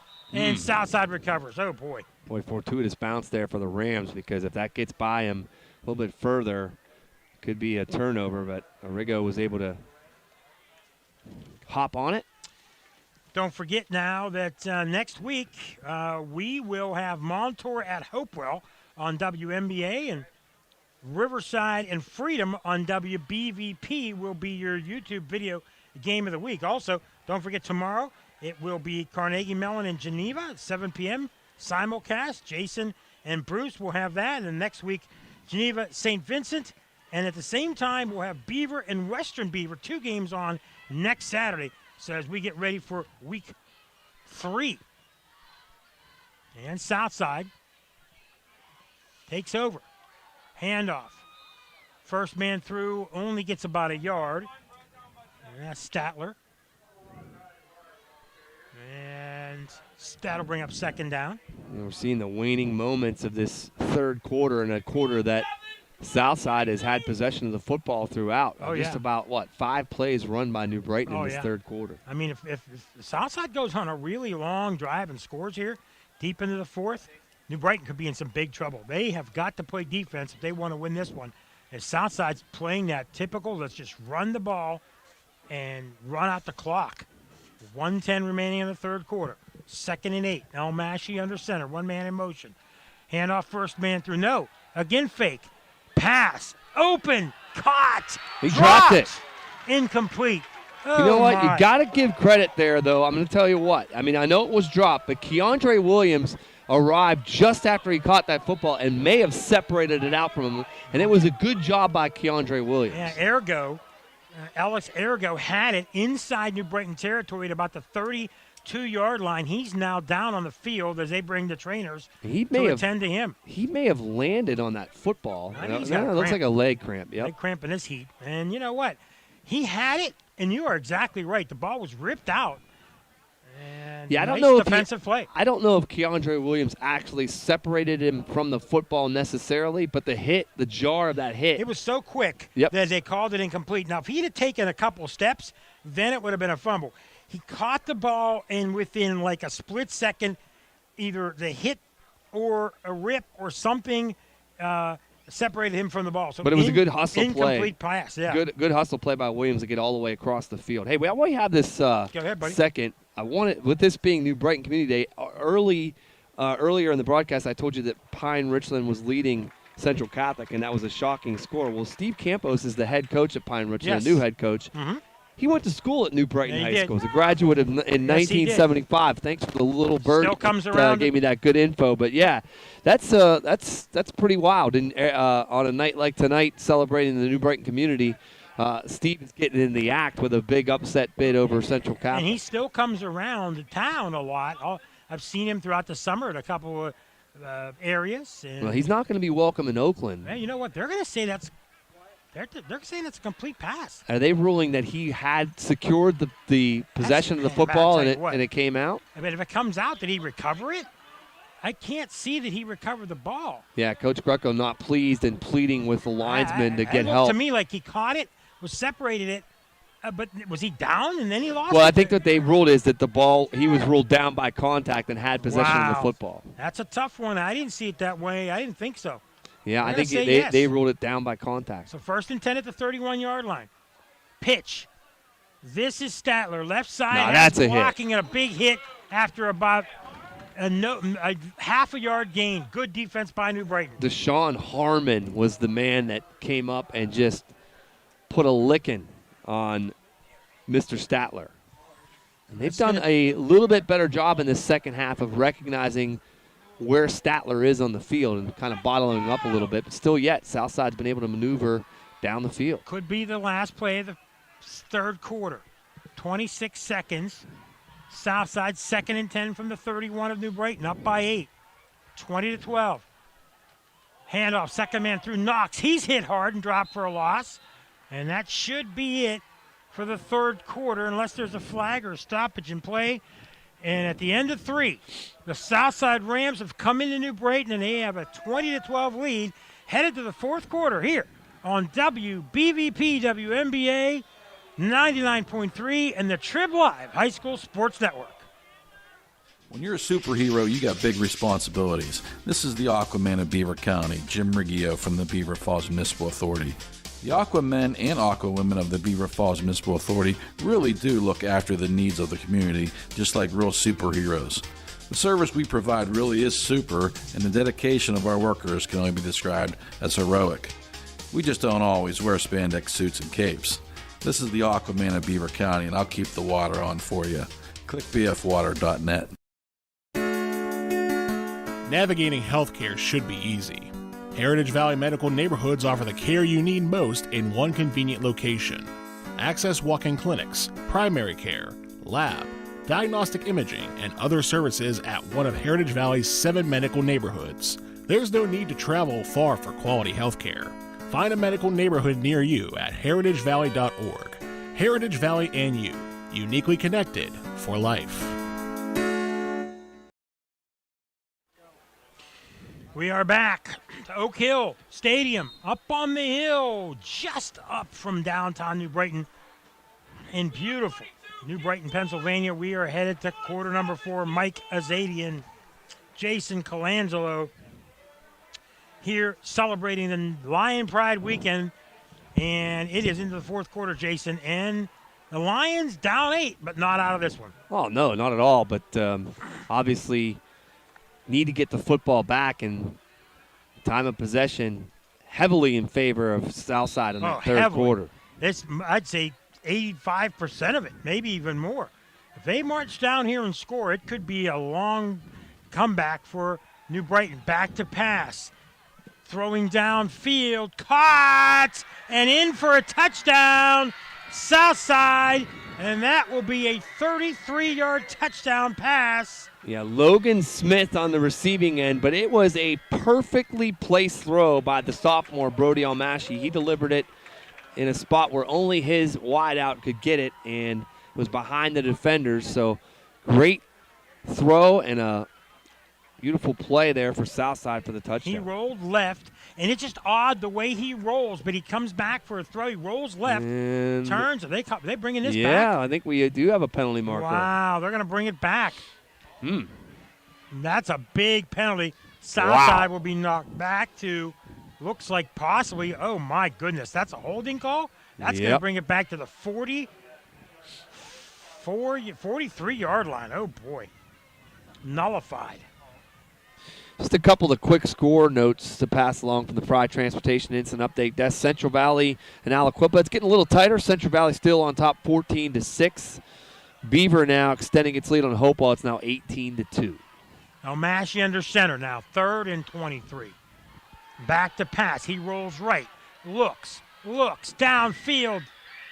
Out of bounds. Now another penalty flag. Boy, and that's a no-no. And that's on New Brighton. Yeah, that one was not going to be caught by Smith along the sideline, but it didn't look like it was going to get caught, but he got knocked down. Yeah, I don't think he had any chance to get to the football, but obviously the pass interference call will help Southside. Boy, New Brighton, just every little thing. Turnovers, penalties, not having a chance to have the ball. Officials are talking about this, and it might be a situation where they want to get together to find out if everybody's on the same page if it wasn't a pass interference call. To someone over there? No? Well, I don't know about that, but I know the officials are conferring, so I don't know if they're talking about the call. I'm looking at the officials, but yeah, you're right. Yeah, okay, it's the officials, and that's cheerleaders over there. I thought it was, see what the call is. Now they're going to go talk about it some more. 3 of them conferring now. What do you think? I don't know what the discussion would be unless it's about where to place the football in relationship to the penalty yardage, so we'll see. Yeah, I think they want to find out where the original spot was and then what the penalty would be, or the yardage on the penalty would be.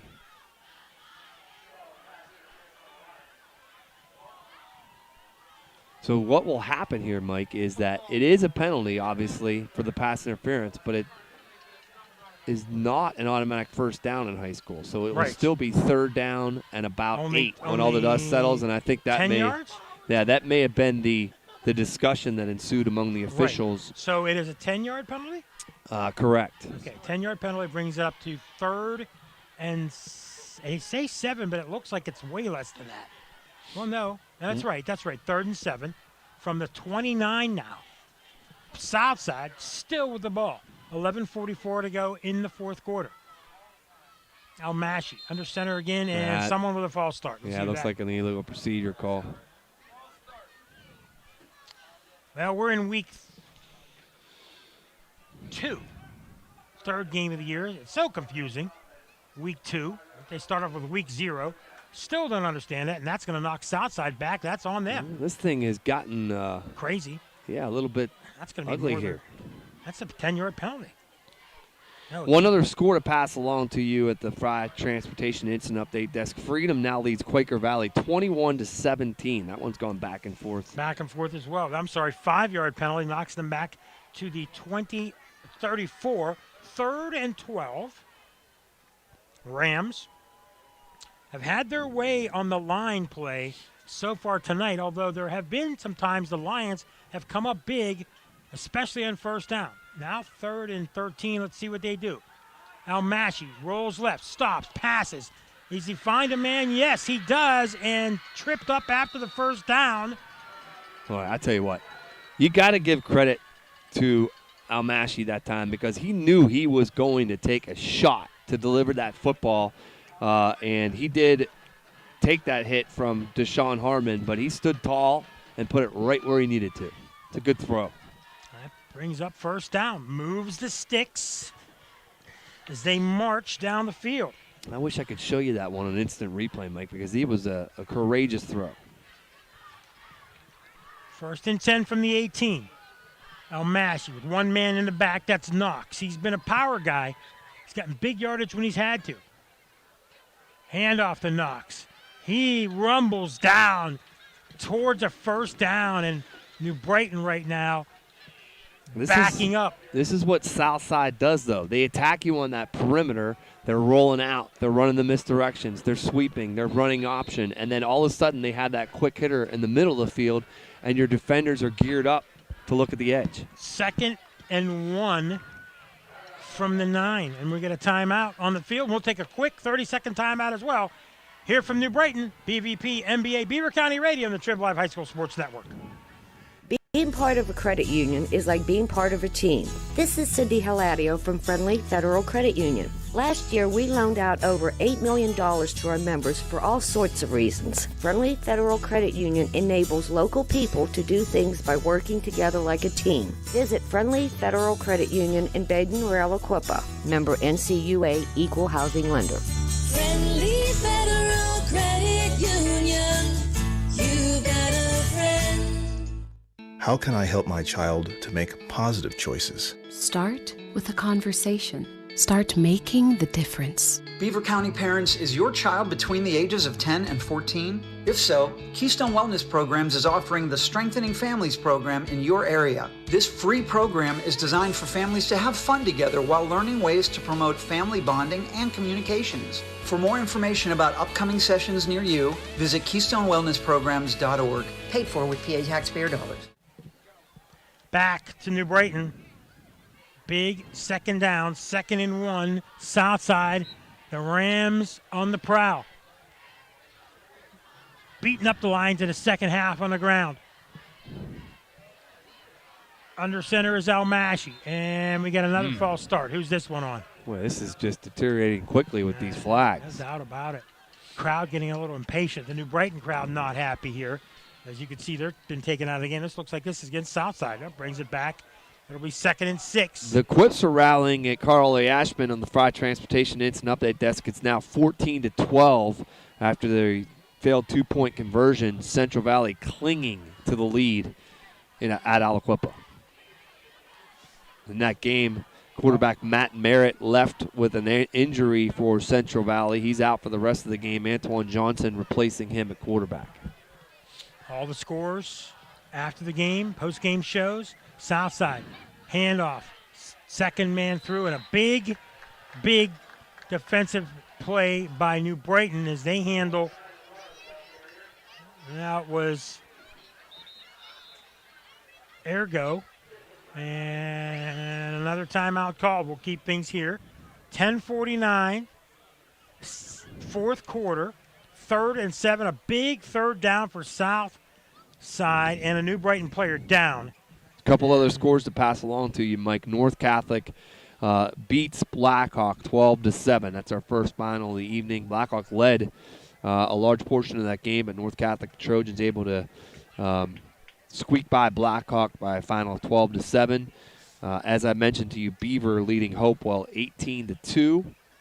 Laurel has extended its lead on Ambridge. It's now 35-0. Same thing for Rochester as they continue to move away from Mohawk. It's now 28-13. I mentioned Freedom on top of Quaker Valley, 21-17. Moon has scored again against Woodland Hills. It's now 15-0, and still efforting to get another update for you on the Pine Richland Central Catholic game, and I'm sure one will come quickly. That's one that, despite the fact that it's not in the Valley, still has some cachet. Don't forget, post-game show, the electric garage door sales post-game show. Myself and Jason will have it here for you. Then the CCBC players of the game, and I think that's wrapped up for one player. On the other side, that'll be a discussion. Then we'll have the Falcones Moon Township Ford wrap-up show following the postgame on Friday till 11 p.m. I'm not sure who has that. I'm going to guess that's going to be back in the studio. I don't know if Bruce will be doing that by phone or not. That man to your left will probably know. He knows everything. And probably Curtis. Malik back in the studio will have a hand in it. I know that. Malik does it. And then, of course, the Trib Live scoreboard show from 11 till midnight. And I expect some people to call in, and we get a lot of call-ins, a lot of scores, and a lot of people in Beaver County participate in that. We want to thank everybody for that. Also, want to thank Fry Transportation for all the instant updates that Jason has been giving, all the scoring updates tonight here on Lion Pride Weekend. And before it's all over, we'll go through all those sponsors for Lion Pride Weekend one more time. I got to say hi to my Facebook Live viewers. They're my favorite. I mean, I love to see the comments rolling in. And give us Is it all good things? Give us a clue of where you're watching from, and we'll be able to shout out to you. Back to pass. Almashi finds a man towards the end zone and down at about the 1 yard line. Yeah, and again. that was Statler again. Another accurate throw again from Almashi. He's been pretty efficient as the quarterback of this wing T offense tonight. Maybe he's saying Mike Kazadian, it's not the CCBC player of the game, isn't it for sure yet? He's done great. And they line up now. And they're going to say it's at the 3. I could have swore it was at the 1 yard line. It's way to our left. So 3rd down and goal from the 3. Almashi. Knox dots the I. Hand off to Knox. He bowls forward. Fumble. And New Brighton has it. Yes, they do. That is big. Well, that breathes new life into the Lions because a touchdown there really puts them behind the 8 ball, but now they're literally just behind the 8 points, 20 to 12, and have the football back in their hands. This will only be their 3rd possession of the second half. And it's only their 6th play offensively. Fumble on their, I believe, first or second play of the, and then they had to punt. Now they take over deep in their territory, down 8 with 10:35 remaining in this one. Haddix in his own end zone. And we got whistles. Oh, boy. And that is that a timeout? Yeah, that's a wasted timeout because the personnel wasn't out on the field. That's tough. 1st and 10 from the 3-yard line. That'll drive you insane as a coach in the 4th quarter because those timeouts become more and more precious as the clock wanes towards 000s. You got to figure, you got to get a couple of big plays, a couple of first downs, get out of the shadow of your goalpost. Even though we don't have any sun, there's still some shadows with the lights, but move the ball. You don't have to score immediately. They need a big drive. You may not even have to score right away. You just have to get field position back, play some defense. The issue, Mike, is that with it being an 8-point game, you may have to score twice. We don't know that. Yeah. And so you don't want it to exhaust too much time and kind of matriculating down the field and then not be able to have enough time to rally back and get another score if need be. Now, but you're right. You got to put together one positive play first. They're going to need something from Montanez, Williams. They're going to need some big plays in this one. Big plays to move the ball, big plays to score.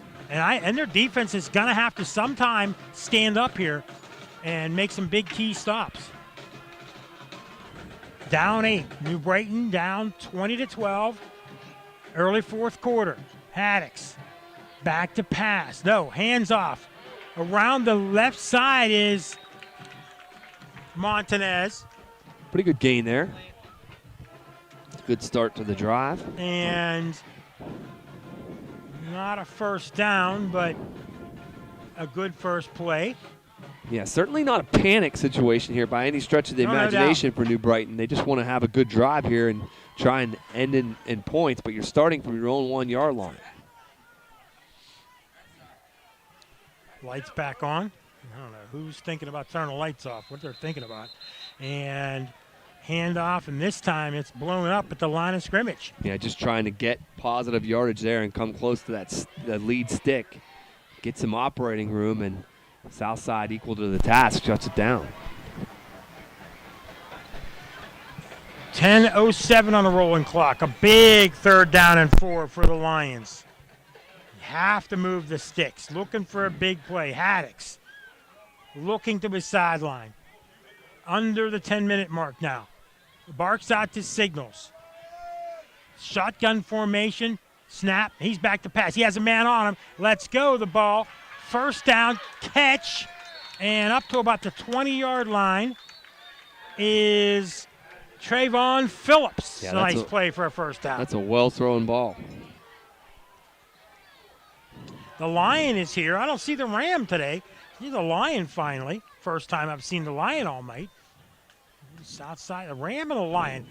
I would think a Ram would, I don't know who would win that battle. That would be a tough battle. Haddix back to pass. Sideline pattern caught by Williams, and that's going to gain maybe 2 yards? Or is that an incompletion? That is... I think they ruled it incomplete. Yeah. Want to say hi to Terry Flaherty, one of our Facebook viewers. Class of 77 watching from Austin, Texas. That's what's great about Facebook Live. Really cool stuff. Thank you. Back to pass. Haddix fakes, down the sideline. Oh, in and out of the hands of Keandre Williams, and a couple of players there on the play were Jodakinos and Statler. That'll bring up 3rd and 10. Jodakinos may have had a step on Jodakinos, but does able to get back to the football. And, you know, I give New Brighton credit. They've got to go for big plays. They're not going to win this game without a big play. They're not. I mean, I just think if they march down the field and take the rest of the fourth quarter, they could, but they need a big play. Here brings up 3rd and 10 now from the 19-yard line. Haddix. Shotgun formation. 3 receivers right. Waits. Fires down right side. Finds a man in the middle. Ball in and out of the hands of Eric Montanez. That brings up 4th down, and they're going to be forced to punt here. The crowd not happy.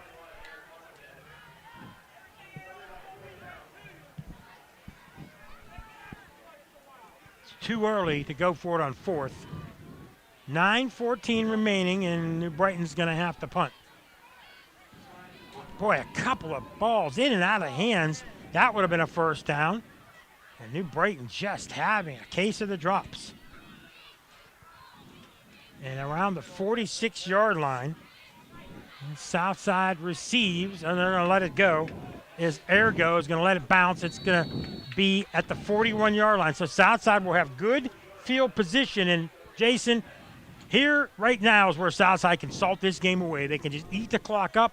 If they can march down and score, it probably is all she wrote for New Brighton. But Lions with a big defensive stance, maybe force a turnover. You never know. This game's a long way from being over. Absolutely. For right now, New Brighton has to try to focus on getting this 3 and out here and forcing Southside to give them the football back. But as I mentioned, Mike, the kind of sticking point here for New Brighton is that they're down 8. So you got to make sure that you give yourself enough time to score twice if that is what's needed. First downs are what Southside's thinking. Almashi's been masterful as a sophomore, has done a really good job. He's back to pass, rolling right, and finding a man. Is that going to be complete or incomplete? What are the officials going to say? They're going to count that. Yeah, not a lot of demonstrative motion there from the officials, but they eventually spotted as a complete pass. Yeah, that's Statler again. Boy, he's been everywhere. He has been everywhere on offense. Parker Statler, the junior running back. And there's a lot of guys you can talk about today on this team. Jodakinos, Almashi, Logan Smith, Ergo, Statler, Knox, and first down and 10 at the 47. Handoff. First man through. That's going to be left side and run out of bounds. That's Statler again. Statler again. Do a better job of pinning him in and setting that edge defensively. He's going to get 6, though, more importantly. They're moving the ball. And let's just face it, this Southside team, they're big up front. Look at some of the guys. Big Rocco Barr, he's a big man up front. Their whole line, look at some of the guys they have up there on that offensive line, and they're just towering over some of the players on New Brighton's line. It's a mismatch on the line. Almashi, hands off. This time, left side, Statler, flags fly after a couple-yard gain. Yeah, that's a penalty marker that flies in late there.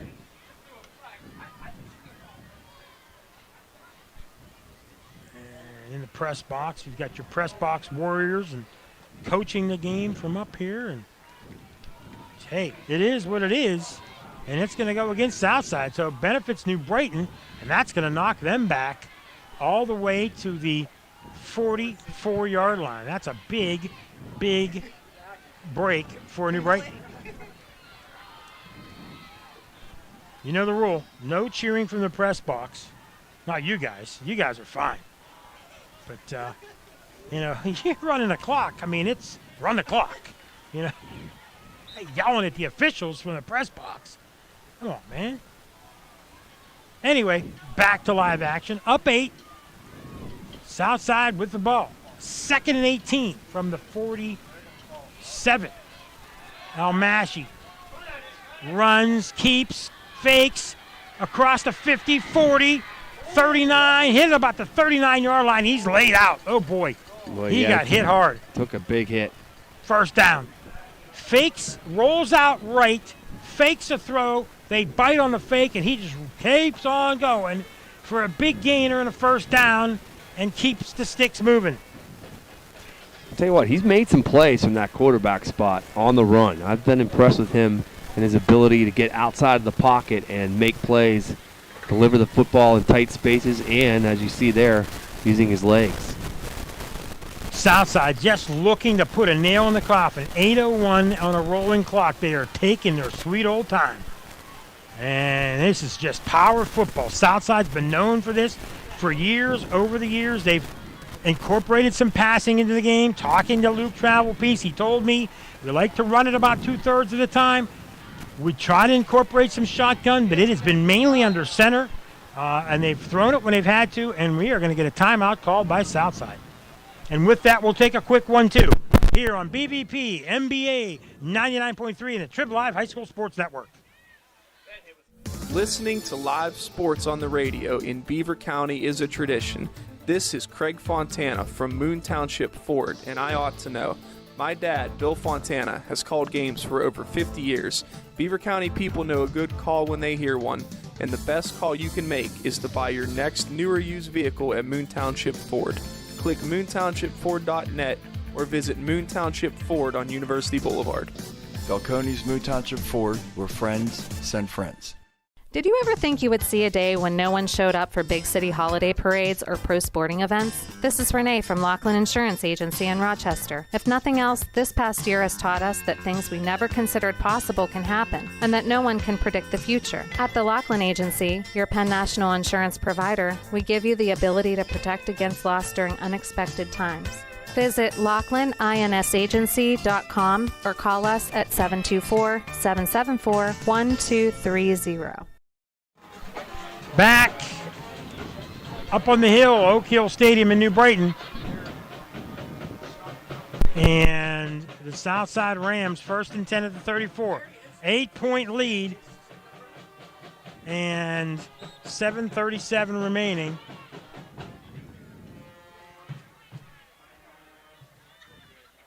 Rams. Almashi, hands off. Knox.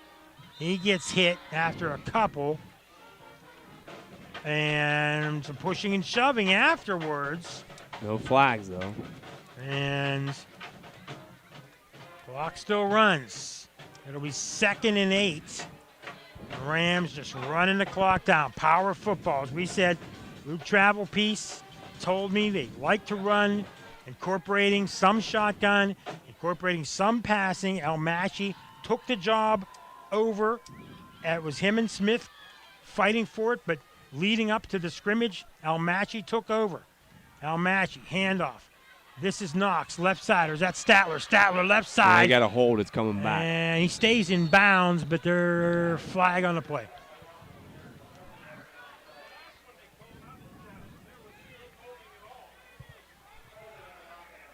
Offensive line, it's going to knock them back. The coaches to our right from Southside not happy. 6:48, fourth quarter. Rams would be a big win for them. They are 1-1 on the season, but this is they win on the road at Freedom. They're winning here on the road tonight. They took a tough one and lost to Neshannock last week. New Brighton beat Western Beaver in their first game. A tough loss to Rochester. A single-A team, but a really good single-A team, and a game they could have won. So both teams at 1-1, and okay, it doesn't mean a whole lot because it's not a section game, a conference game, but in the reality of it, it's going to show you where you are based on other double-A teams. We'll talk a lot about that. Wait, these penalties, though, for Southside, it's just really had a dragging his team chance out. to It's dragging end this thing. This game could have been over long ago. It'll be 2nd and 22 now on a running clock from the 32. Actually, no, it's going to be from the 46 of New Brighton. Back to pass, Almashi rolls out to his right, fires downfield, open man, in and out. Someone got behind everybody, and I think it was Logan Smith, yeah. Man, how did he get that open behind everybody? I'm not the only one. There's other people in the press box said the same thing. So that brings up 3rd and 22 as the band from New Brighton gets ready to go on the field after the game. To our right. So 3rd down now, 6:16 remaining. And Southside trying to salt this away. Now all they've done is incomplete passes, gone out of bounds, and penalties. And Yeah, the Jason, penalties. it's just not a great fourth quarter drive for them. Yeah, the penalties have definitely mounted up on them. 3rd and 22 here now. Rolling to his left. He's going to keep the ball. Almashi, 40, 35, 30. Inside the 30, he gets hit, but it brings up 4th down from about the 30, about the 28-yard line, and you wonder if they go for it here or do you punt and give them the ball. I would think you got to go for it. Yeah, I think you go for it here because if you can extend this drive out, you just eat more of that clock up. If there's an incomplete pass or things didn't go well, then maybe you punt. But from here, if you don't get it, then New Brighton has a long way to go. But there's life for New Brighton if you can stop them here on 4th down. You wonder if Southside might try to draw them offside. Well, I'm sure that the hard count may be. 4th and 5 from the 32. Almashi under center. One receiver way out left. That's Ergo. One man in motion. Handoff. Knox. No, check that Statler. He's going to fight for a few, and he's dropped down about the 26. It'll be a turnover on downs. So Southside takes a chance, and they're going to rely on their defense, Jason. It's going to be interesting. New Brighton has a shot. A long way to go in this one. 5-14. Again, they don't have to score now, but it would behoove them to have a good drive, score a 2-point conversion, or at least tie the game here. But time's running out on them. 1st and 10 from the 27. Lions with some life. Southside couldn't salt this one away. Haddix back to pass over the middle, intended for Montanez, incomplete.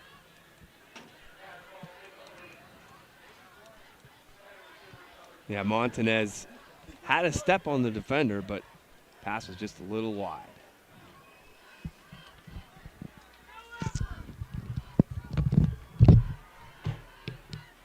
Second down and 10, Lions.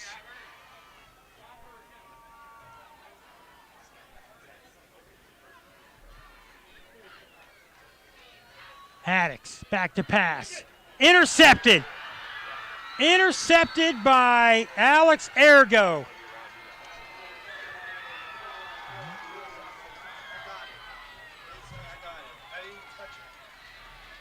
Big interception, and that is horrible for the Lions, and they hang their hats. And another turnover. It is their 3rd. And it's the 2nd interception. Southside takes over. And we're the 5th possession of the second half. And that is trouble for the Lions with 5:05 remaining.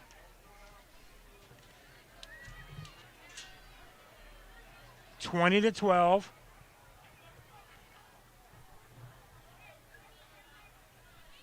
Southside takes over.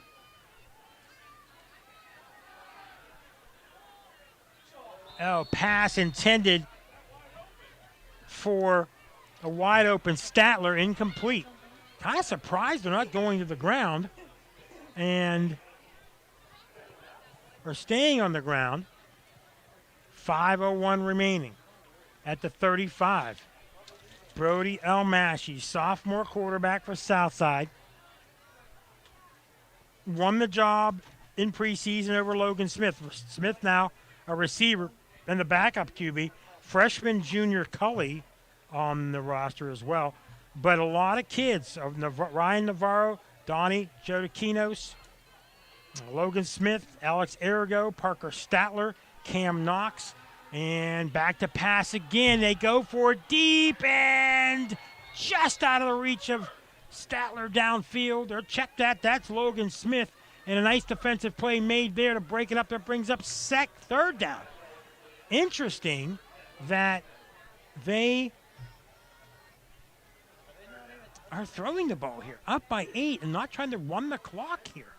Is Southside just going for it to try to put a nail in the coffin right here. In this second half, they dominated the third quarter and have had numerous chances to put this game away, but they haven't. Third down and 10. The 35. Brody Almashi under center again. Back to pass again. Now he's going to run the ball. Up through the center, gets 6, 7 yards, and gets it inside the 30 to about the 27. And that's going to bring up about 4th and 3. And I guess they'll go for it here again as the clock will wind under 4:30. And if New Brighton can stop them here, they'll get another chance. They've turned it over 3 times. They were bitten hard by turnovers last week against Rochester in a game they could have won. And I feel the same about this week. Only down 8, and they've turned it over 3 times. That is 5 turnovers in 2 games and 2 one-score games.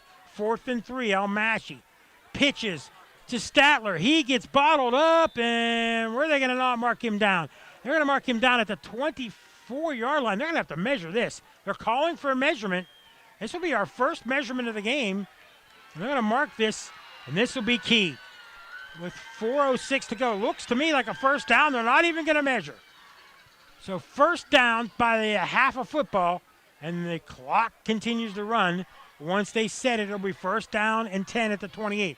And I'm surprised Southside just doesn't run the ball here and run that clock. They get another couple first downs, this game is over. And now the officials are going to conference, and they're going to move it inside the 25. They moved at about half a length of the football. Interesting. First and 10 from the 25. Southside, heavy run formation here. And what do we got? Timeout? Hold on. Almashi. We're going to see that the officials are going to talk to Joe Grieco about something. And he must be asking, what I'm asking is, why'd you move the football once you had it spotted?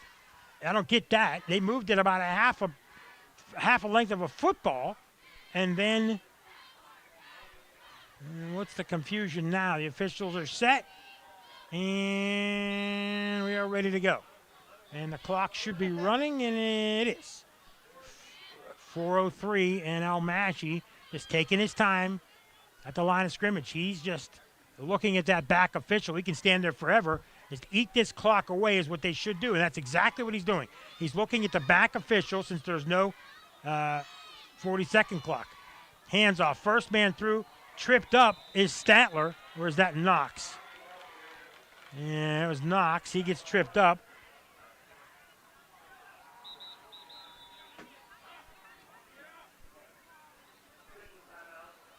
And officials timeout here after being tripped up, and there's no gain on the play. Brighton desperate to get the ball back. There's a lot of the crowd still fouling out.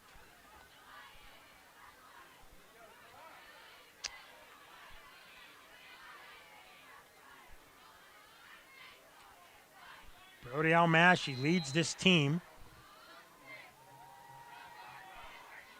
3:28 on the clock. Just taking their time, getting back on the field. The clock running out on New Brighton here tonight. Almashi brings them in heavy run formation. One man out to the right. Almashi. And now a flag is thrown, and this is, I believe, delay a game. And the Southside coaches are right not happy. That is going to be, that's going to knock Southside back 5 yards.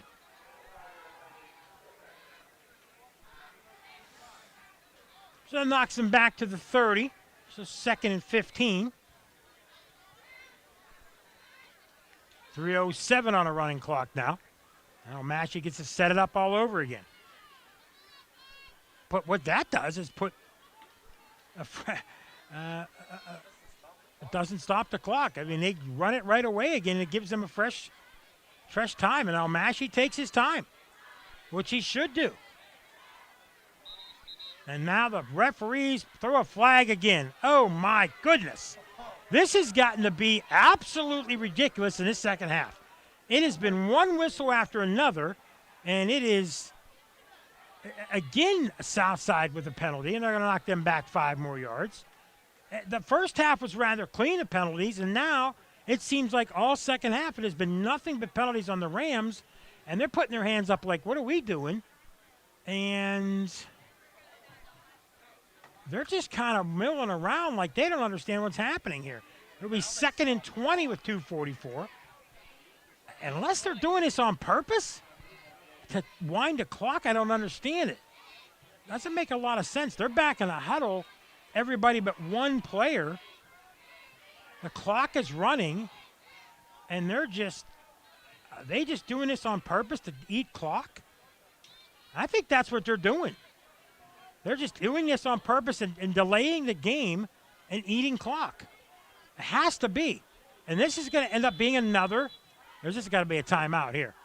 Timeout called by Southside. You keep things here with 2:14 to go. This is just kind of ridiculous. They're just, a couple of penalties in a row knock them back, and then they wait before they get a delay again. And if you run the ball and run the clock and get first downs, you run the clock out. And I get what Mr. Plasmeyer is saying beside me is that, you're taking penalties, you delay, but it's just all you're doing is just delaying. You're just going 2nd and 20, 2nd and 30, 2nd and 25, 2nd and 30. And you're running the clock, but you're not losing it down. Unless New Brighton declines the penalty, which is what they should be doing. So the strategy looks to be from Luke Travelpiece to wind the clock down without putting the ball in danger. And New Brighton is just taking the yardage instead of taking the clock, instead of taking the downs, which I don't understand why they're not doing that. If all they need is the ball back. You need one chance down a touchdown. So Southside calls a timeout before they're called for their 3rd penalty in a row. Let's see what they do here. 2nd and 20 with 2:14 remaining. They're up 8, 20-12. It's been all scoring in the first half, no scoring in the second half. This second half was dominant third quarter by Southside, but it has been a mess in the fourth quarter. Almashi, heavy run formation again. He holds on to the ball and lurches forward after a couple of yards and a timeout call by New Brighton now. So now, 3rd down and about 22 it'll be as he gets tackled at about the 35. So he came back, looked like he was going to pass, and then got tackled. So this will be 3rd down and 25.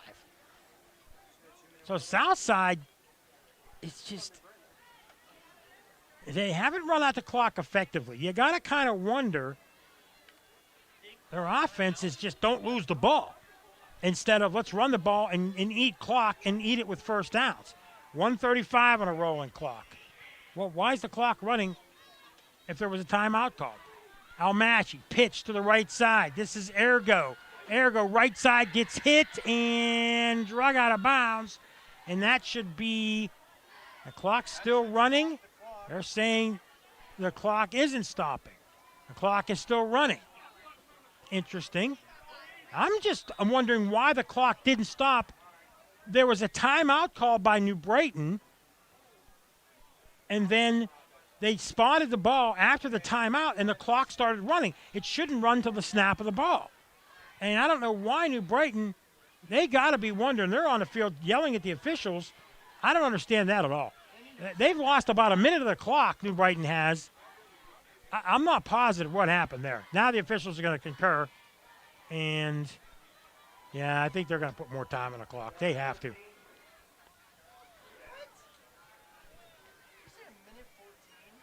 They're going to say a minute 14, but I'm still wondering why the ball was spotted after the timeout, and then before the play ran, the clock was running before the snap. I know, I saw that. So that is either a clock man's misfunction, and I don't know. I'm just kind of shocked by the end of this game. 1:14 to go, 4th and 14, and Southside, I'm just going to wonder if they're just going to lay on the ball here or try to run some more clock out. They're not going to punt from the 28. Almashi in a mess of a fourth quarter. He's just going to lurch forward. No, he's going to go back to pass, keep the ball, and he's going to lose a few more yards at the 30. And does the clock stop here? Over on a turn of possession? Yes, it does, finally. The clock stops. And New Brighton's going to get the ball back one last time, and Southside is again going to rely on their defense. So New Brighton will get the ball back, and this should prove interesting. 1:08 to go. They have the ball 1st and 10 from the 32. Not horrible field position, but what can they do with it here? They've turned it over 3 times. 2 interceptions by Mr. Haddix, the senior. And it's Pugh back there at quarterback now. Pugh back at quarterback. Throws it deep across the middle, and ball in out of the hands of Parker Statler. Incomplete.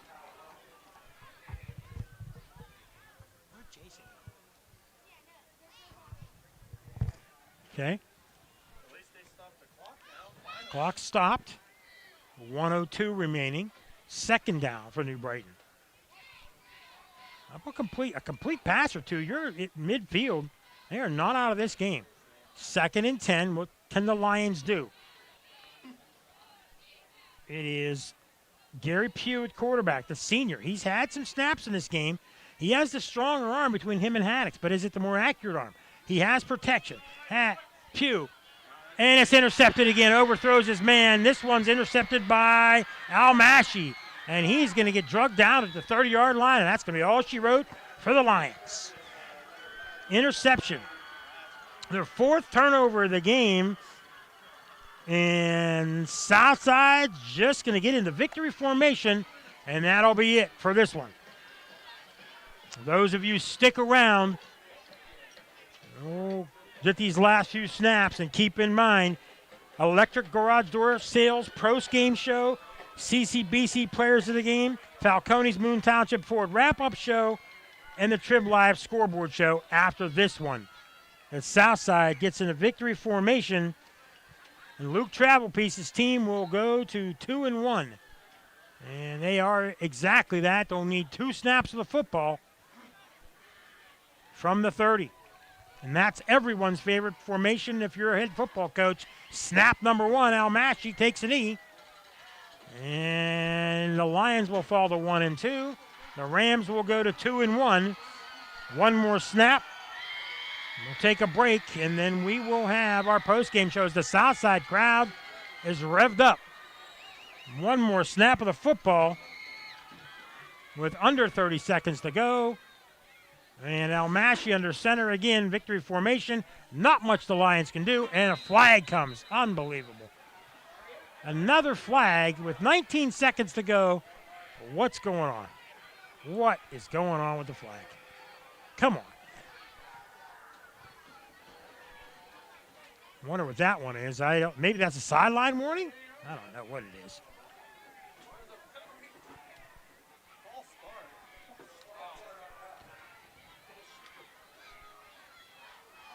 We'll keep it here until it's officially over, of course.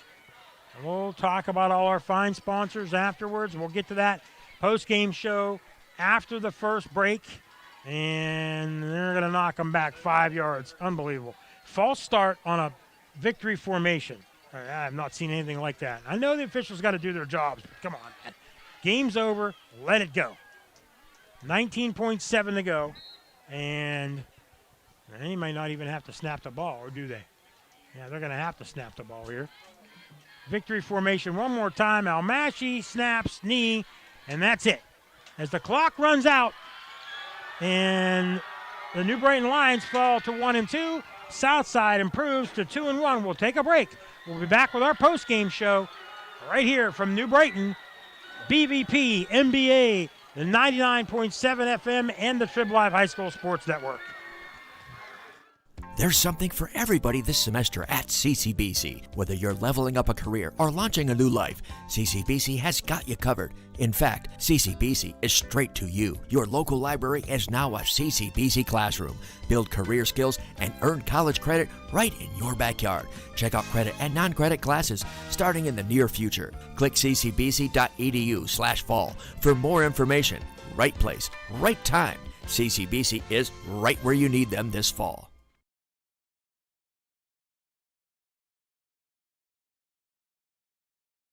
When you're a superhero, you got big responsibilities. This is the Aquaman of Beaver County, Jim Riggio from the Beaver Falls Municipal Authority. The Aquamen and Aquawomen of the Beaver Falls Municipal Authority really do look after the needs of the community, just like real superheroes. The service we provide really is super, and the dedication of our workers can only be described as heroic. We just don't always wear spandex suits and capes. This is the Aquaman of Beaver County, and I'll keep the water on for you. Click bfwater.net.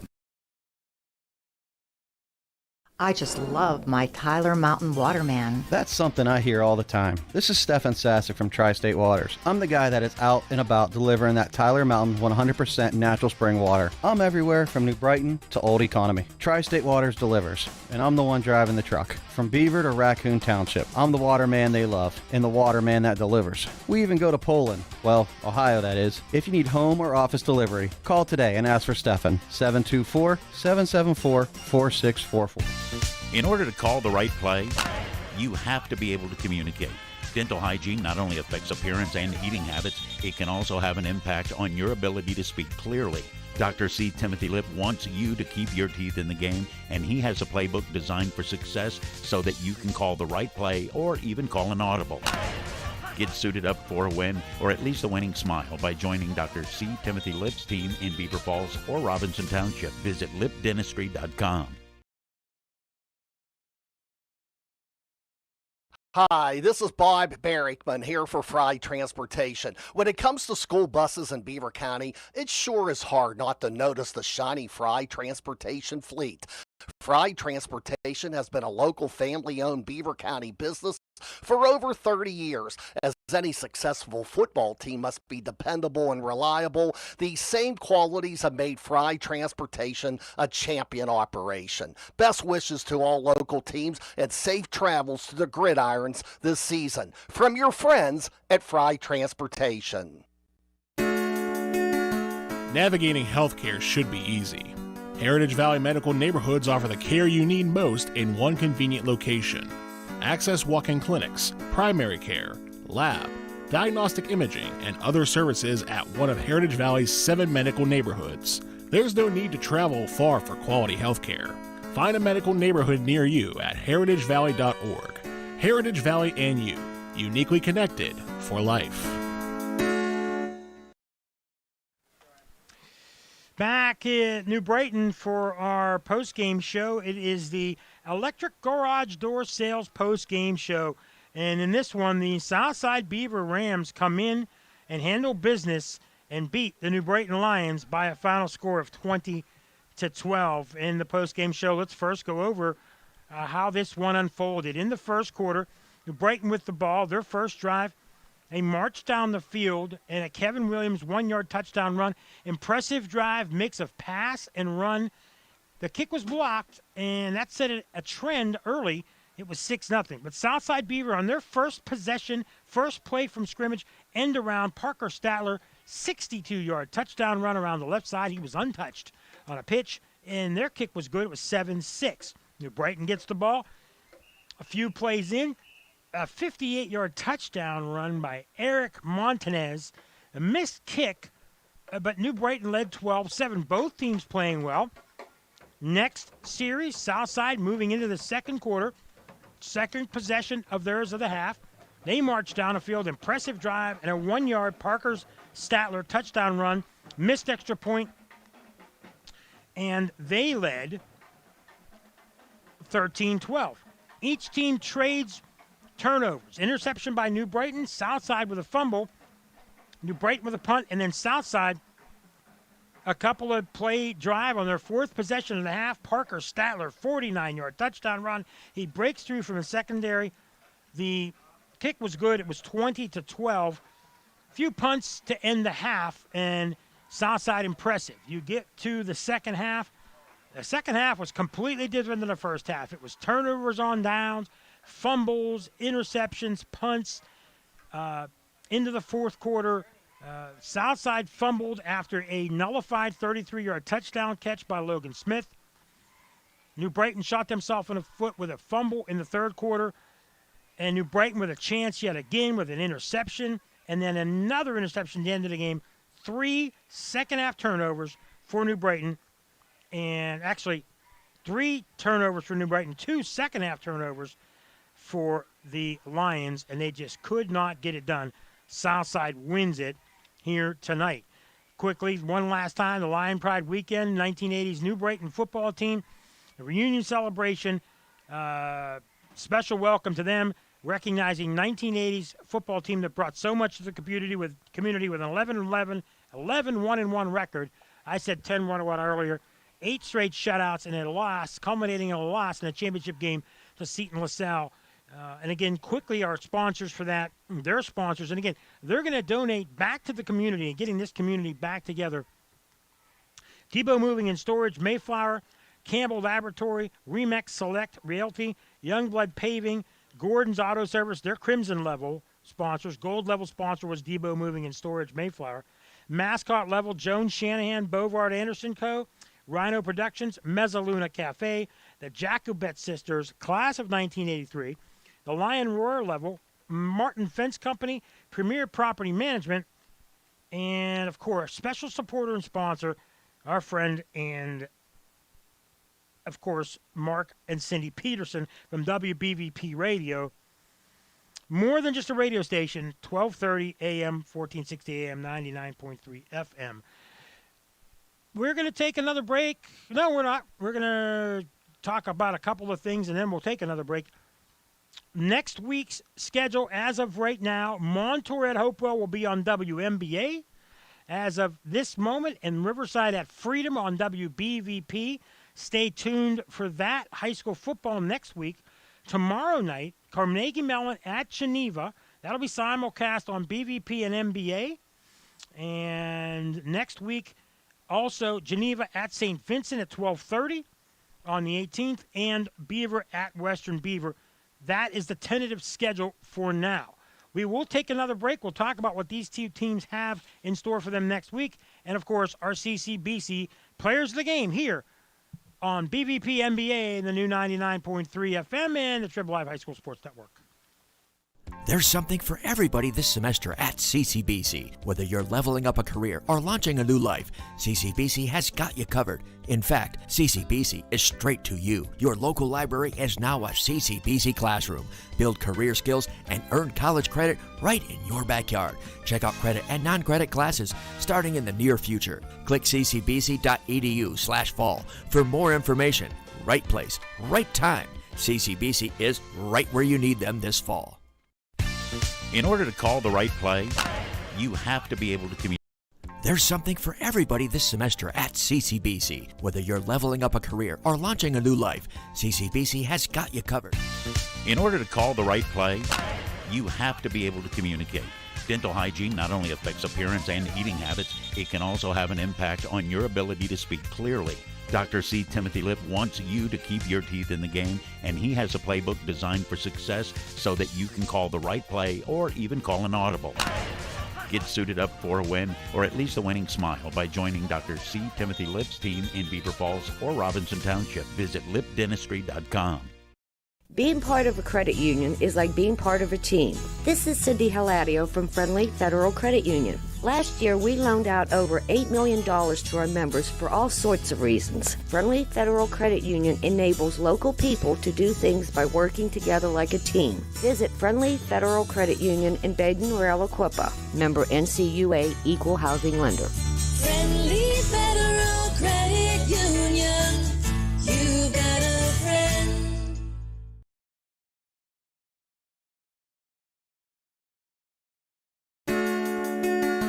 Navigating healthcare should be easy. Heritage Valley Medical Neighborhoods offer the care you need most in one convenient location. Access walk-in clinics, primary care, lab, diagnostic imaging, and other services at one of Heritage Valley's 7 medical neighborhoods. There's no need to travel far for quality health care. Find a medical neighborhood near you at heritagevalley.org. Heritage Valley and you, uniquely connected for life. The law firm of Luxembourg, Garbett, Kelly, and George, keeping promises for over 80 years. Attorney Chuck Garbett. Well, we tell them, number one, they cannot guarantee the result. All we can guarantee is the effort and an honest evaluation. Not every case goes to court. Most of them settle. There's a reason most of our cases settle out of court, and that's because over the years, the insurance companies have realized that when we're involved in a case, we do prepare that case as if it will go to trial, and we aren't afraid to take a case to trial. The insurance company keeps a book on the lawyers. There's a lot of lawyers out there that yell and scream and they pound their chest and we're going to do this and we're going to do that. But they haven't seen an inside of a courtroom maybe in 30 to 40 years. And the insurance industry knows that. Well, with us, it's a little different. For your free consultation from the law firm of Luxembourg, Garbett, Kelly, and George, call 724-658-8535 or visit them online at lgkg.com.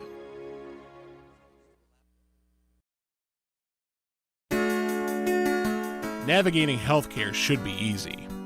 How can I help my child to make positive choices? Start with a conversation. Start making the difference. Beaver County Parents, is your child between the ages of 10 and 14? If so, Keystone Wellness Programs is offering the Strengthening Families program in your area. This free program is designed for families to have fun together while learning ways to promote family bonding and communications. For more information about upcoming sessions near you, visit KeystoneWellnessPrograms.org. Paid for with PA taxpayer dollars.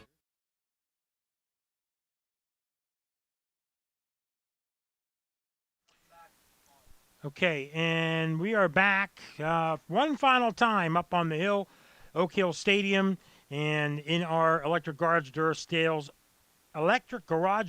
post-game show. It is time now for the Community College of Beaver County Players of the Game. One was easy, one was a debate. CCBC Players of the Game for tonight for Southside Beaver, it is Parker Statler.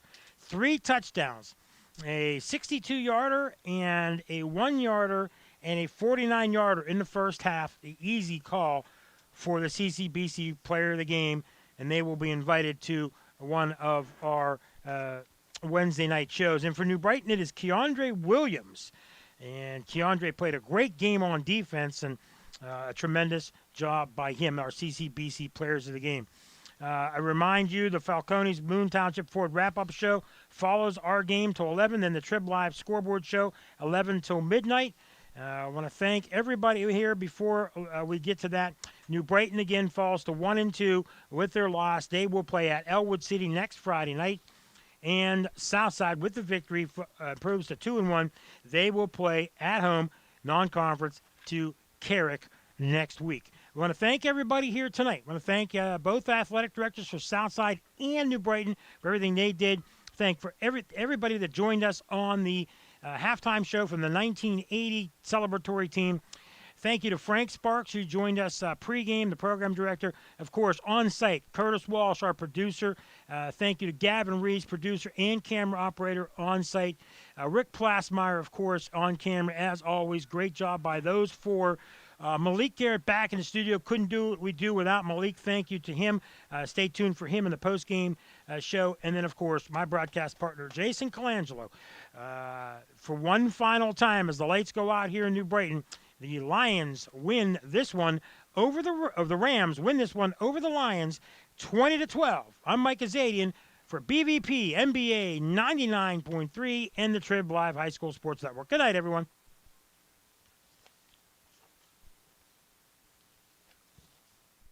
Know if your team won or lost right away with a visit to the webpage scoreboard at beavercountyradio.com. As soon as the games are over, Beaver County Radio will have all the up-to-date high school football scores posted, along with game recap stories and action photos. It's Beaver County's #1 online source for high school football scores and more. The webpage scoreboard is being brought to you by Mr. Trophy, Laughlin Insurance Agency, Friendly Federal Credit Union, Beaver County Auto Group, Dr. C. Timothy Lipp, the Beaver Falls Municipal Authority, and Beaver County Radio. Click beavercountyradio.com.